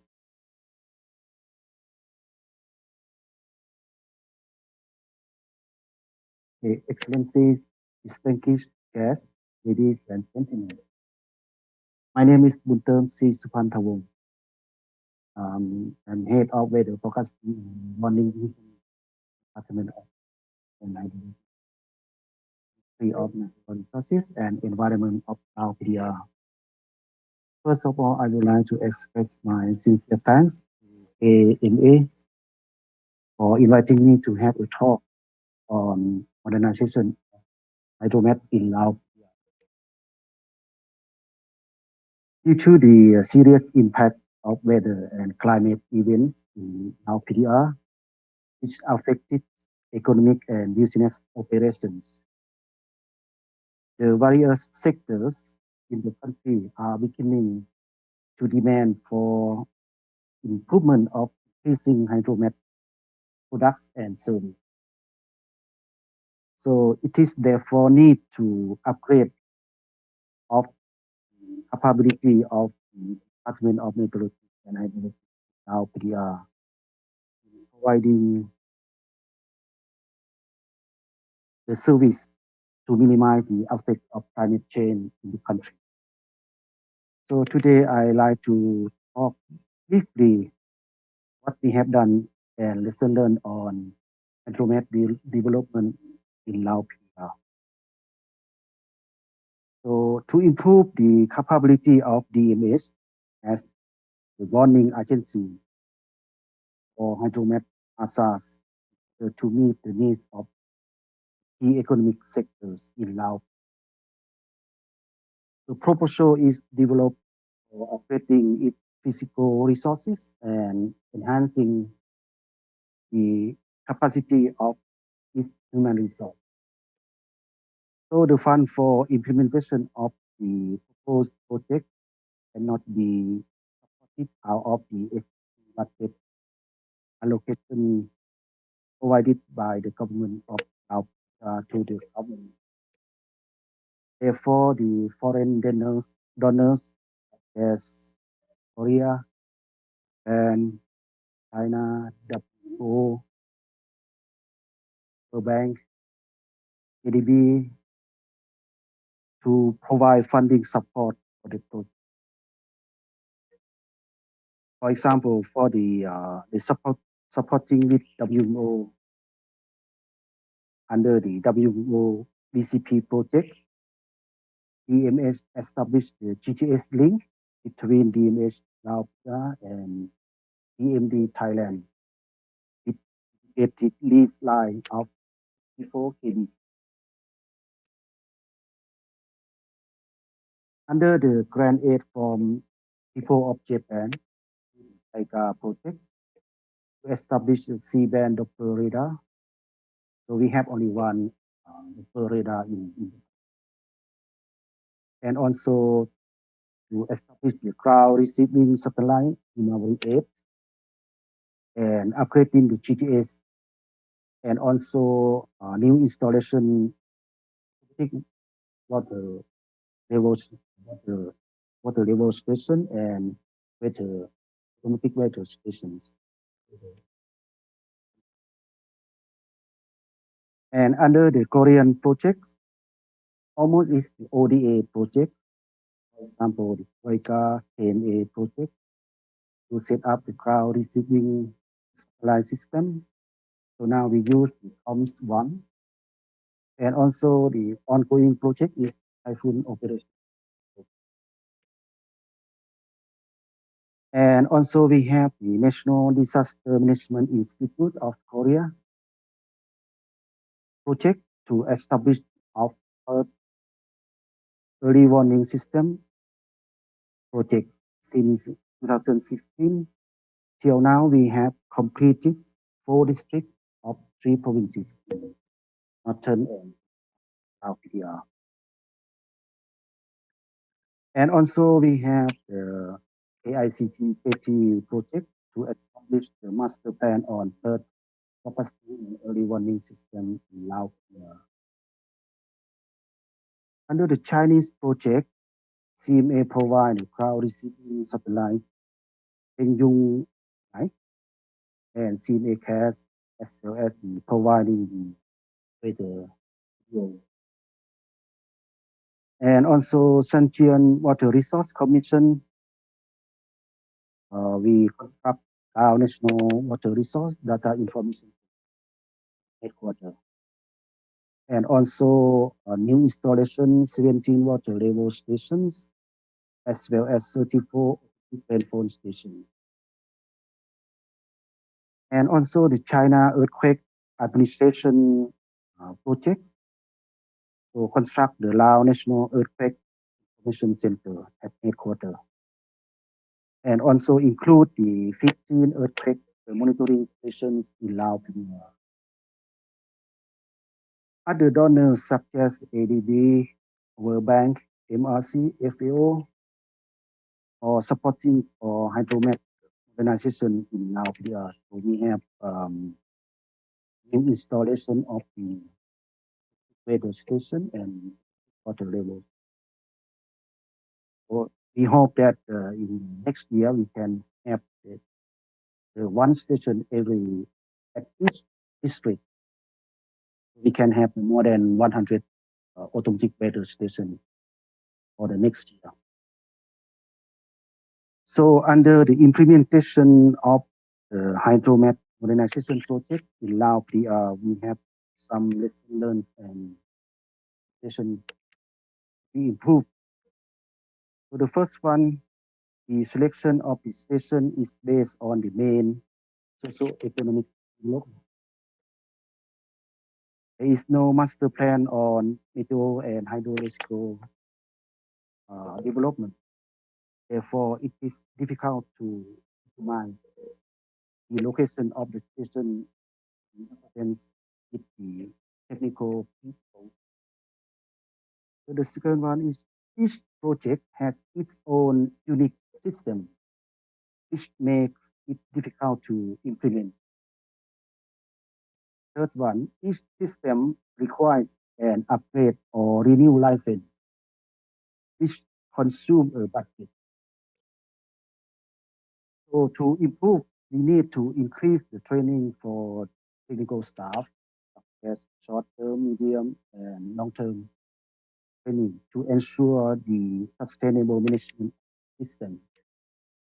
And the last one is each project must be fully allocate budget to the management and maintenance of the equipment within 2 years after the project handover.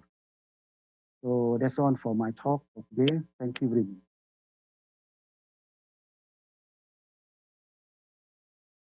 Please complete your presentation in a minute. Thank you for your presentation. I know you have many information to deliver and you're very passionate to deliver your messages. However, we are beyond our schedule. So I'd like to make it a little bit faster. You talked about why we need such a system and how these systems should be related to the other project. And you also mentioned about your experience. And those comments were made because you have gone through all those project experiences. So not just with Korea, but also with institutions in other countries, these comments should be considered. Maybe we'll move on to Indonesia first.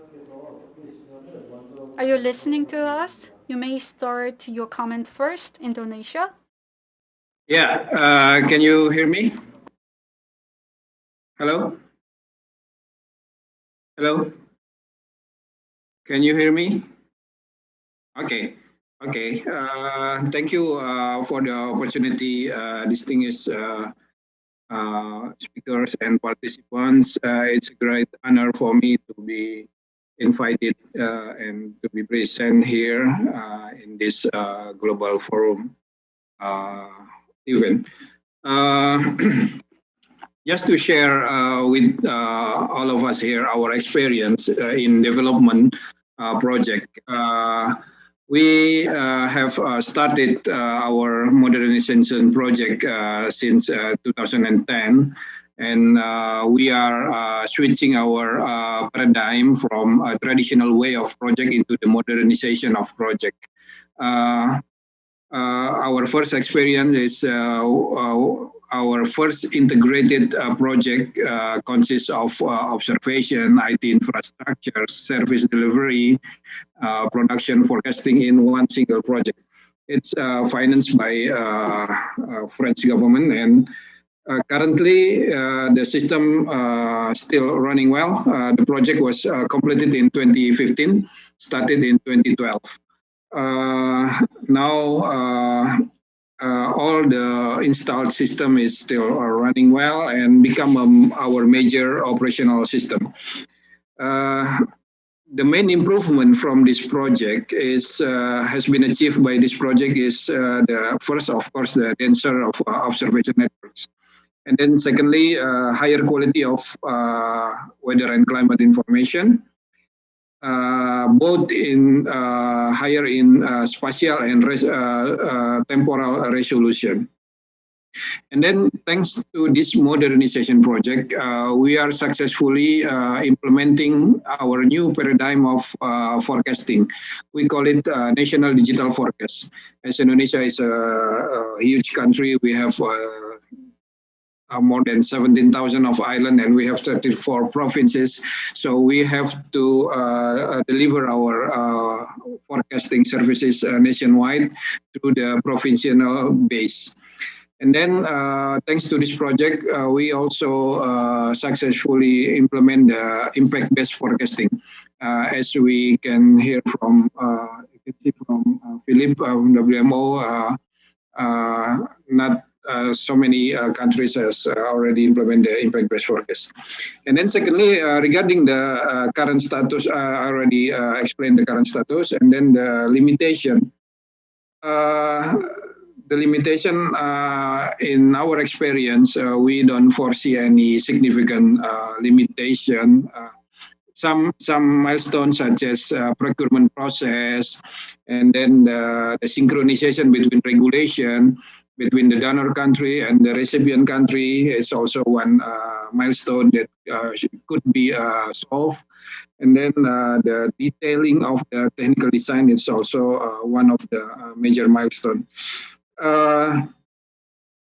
Since we are successfully implement our modernization project and completed in 2015, now we are continuing with several projects. At least now we have 4 ongoing international projects from several development partners like World Bank, AFD, and development countries. Regarding the sustainability of the project, we had an experience. One of the key important point is the transfer of know-how. In our modernization project, we are not only buying the system, but we are getting the know-how, the knowledge. Yeah, that's why we put focus on the capacity building and training from this project. And then another important point for the sustainability is the operational and maintenance. We have to make sure we secure a budget for maintenance after the project was completed. But the maintenance must be supervised by the vendors that implement the project. And then regarding role of recipient countries to produce consistent performance. Since the early step of modernization project, recipient countries play a key role by defining the vision. This is one of the first important step to designing the modernization project. The NMHS in all level of management must share their views and agreed on the shared vision for the modernization. And then that agreed vision must be translated into the project overview. Yeah? The reason why we are shifting from traditional ways of development into the modernization project. In the traditional ways, we found some issues such as sustainability and the optimum use of project deliverables, and then separate project design. It's not integrated, and because it's itemized project. For example, radar in one single project, AWS in one single project. Since then we are integrating all the aspect into one modernization project. Some aspect that must be integrated in the modernization project based on our experience. First is, of course, the observation networks, and then second is IT infrastructures, and then thirdly is the service delivery system, the forecasting, the production, dissemination, And then the fourth aspect is the maintenance. And then the fifth one is the transfer of know-how, capacity building, training. Yeah, that all five important aspects must be integrated in one single development project that integrated. And then the last point that also very important, as mentioned by Mary Powers in the beginning of the session, is the twinning concept. In the development project, NFHS, beside making a contract with some companies, they must be accompanied by the respected NMSS of the vendors. So we implement this, and we can prove it's quite important, the twinning concept mechanism. And then last but not least is related with the cooperation with Korean Meteorological Administration. Currently, we made a MOU with KMA. Some activities has been defined and has been implemented, such as capacity development, and then NWP, research and development, and intercooperation and calibration of equipment. So I think that's all my share of experience regarding the development development cooperation. Thank you. Yeah, thank you for your comment. Various experiences and cases were introduced. What is encouraging is you have done the modernization project, and it will increase the effect of your service. So that's why you have done it. That is what you have explained to us. And you also emphasize the importance of the transfer of knowledge and know-how. So when doing such a business, we really need to pay attention to the transfer of the knowledge. And lastly, we'd like to once again move on to the Mongolian speaker. Please go ahead.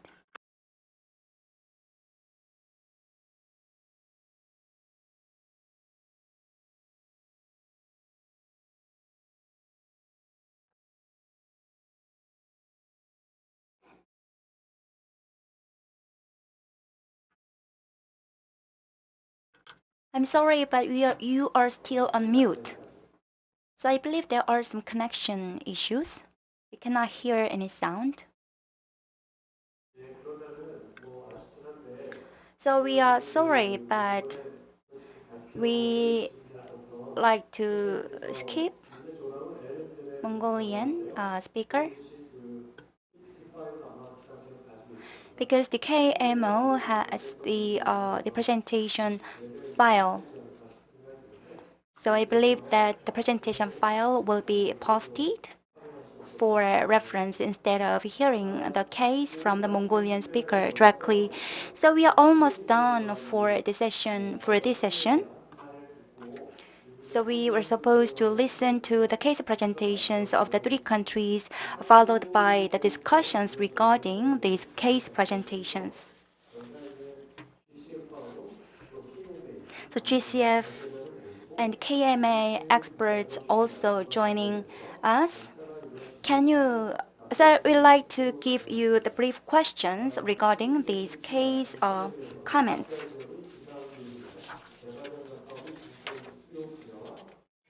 So what are the priority areas of need for development assistance projects in weather and climate?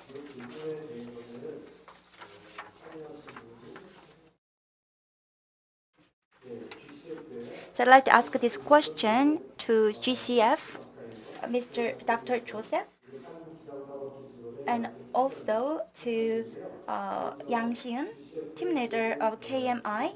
So first of all, we'd like to begin with Dr. Joseph Intsiful. Can you please answer to this question briefly? Yeah, thank you very much, and the opportunity to respond to these very important questions. I think it's very important to really underscore the relevance of climate information and early warning system as a basis upon which we design and implement projects on climate information. on climate change, particularly mitigation and adaptation, should be at the forefront of what we do in terms of investment. So, with that at the back of our mind, I think the area that will be critical is supporting GFCS, which is basically the framework upon which we need to deliver fit for purpose climate services. But more importantly, also looking at the last mile, particularly the user communities. And that, I think, early warning, early action, anticipatory action is an important bit because we know for sure that a forecast that has not been used has no value. So to make sure that our services have value, we need to integrate this in a way that is seamless. If we look at anticipatory action as part of the framework for climate service, the global framework for climate services, then automatically, from the perspective of investment, we can see that this will help at least the most vulnerable population by default needs to be supported through blending climate services, early warning for anticipatory action, which is basically public goods. So I think this is very, very important if we want to really make an impact through climate information and early warning systems. But more importantly, I think it is important for us to look at four main paradigm shifting pathways needed for transformational climate information early warning system. One is transformational planning and programming. We know that there is a lot of investment that is already gone into hydromet services. But what is lacking is the ability to plan and to program. You know, equipments are there, but they are not really articulated and used to its full maximum. So transformational planning is very, very important. And science will have to underpin this. Implementation aimed at coherence and complementarity, efficiency, and effectiveness is critical. We need to also catalyze climate innovation. So innovations in GFCS that I'm talking about, J-Bone, we need to look at impact-based forecasting, forecast-based financing, particularly also looking at IT services because climate services is basically IT services.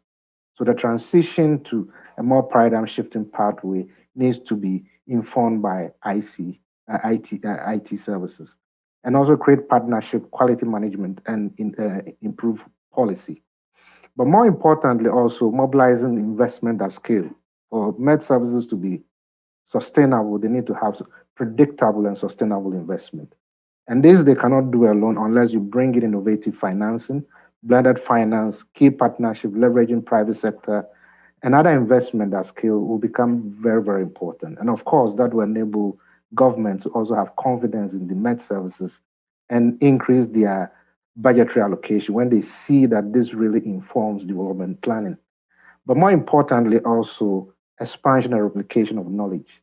We need to share knowledge. We need to be brokers of knowledge on climate information, climate investment, science and technology through institutional collaboration. We are sorry, can you monitoring. please complete your talk? Yeah, that is the end of my talk. Thank you.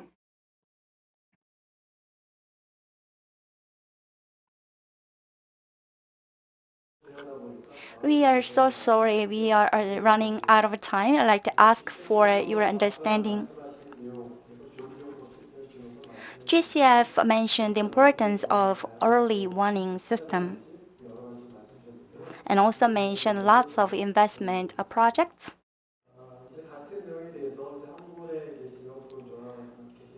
And we have another designated discussant, Yang Sieun from KMI. I'd like to ask the same question to Yang Sieun from KMI.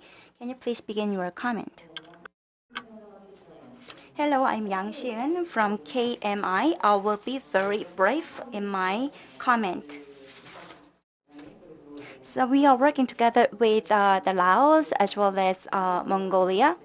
So it has been my pleasure to meet with you even online. In order to promote the effectiveness of projects, we need to listen to the voices of recipient countries.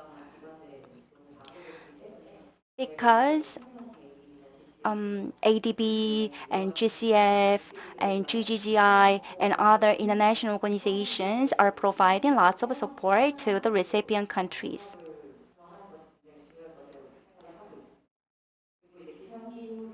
And and with regard to climate and weather information services. And from the perspective of KMI and KMI, we have specialty in these technical areas.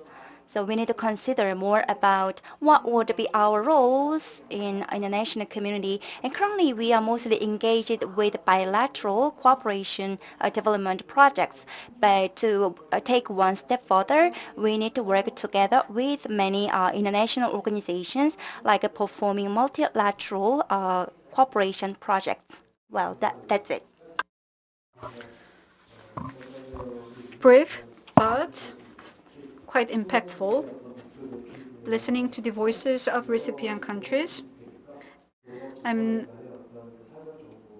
information sharing in advance with donor countries and recipient countries in order to enhance the effectiveness of the project.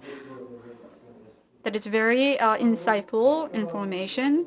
So this concludes both presentation and designated discussion. But I'd like to ask one question toward KMA.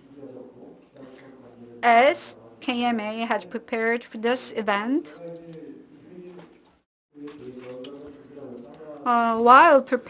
when I prepared for this event, the performance, I wondered what are the areas that KMA has greater performance or results. Is there anybody from the floor to answer to the question? What are the areas of higher performance you can make?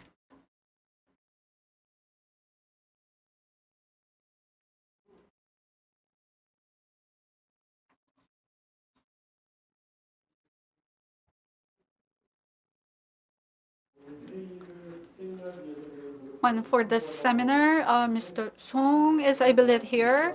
Would you like to make a comment on this question? Thank you for the question.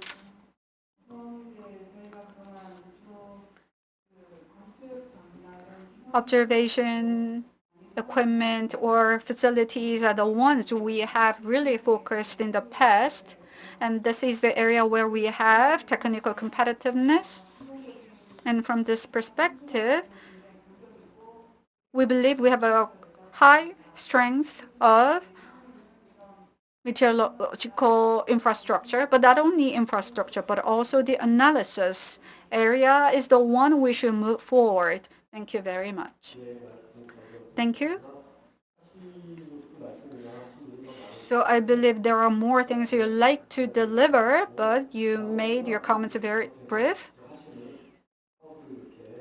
But you can demonstrate your opinion with your project. So this concludes our discussion.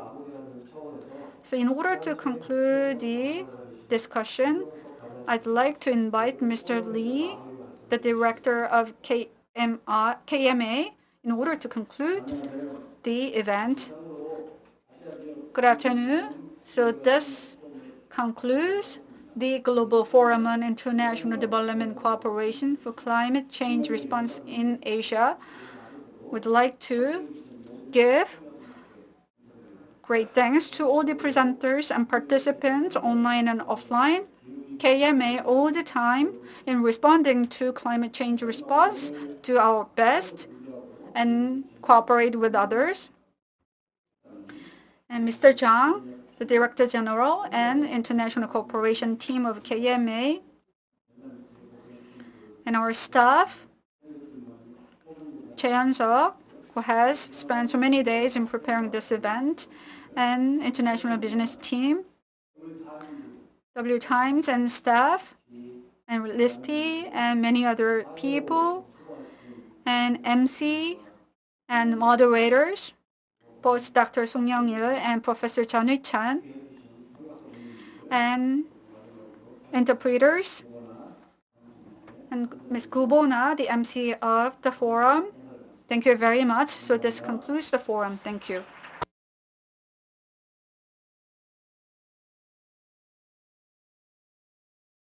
So I'd like to make a concluding remark as moderator. The climate change is getting more accelerated, and my specialty is in climate mitigation.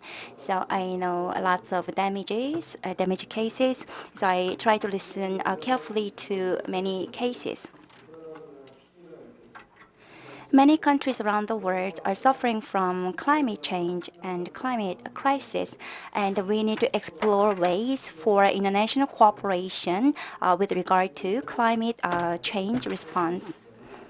And I believe that today's discussions and presentations have been very fruitful and meaningful, and will also help the KMO going forward in pursuing their own activities. So with this, we'd like to conclude all the Global Forum today. Thank you so much for your time. Please go back to your seat, and this concludes the end of today's Global Forum. We have prepared lots of things, and but there have been some technical difficulties, of course. So I'd like to ask for your understanding about the occurrence of technical issues. And it is still raining outside, and the umbrella is a souvenir for joining today's forum. So once again, thank you so much for your participation.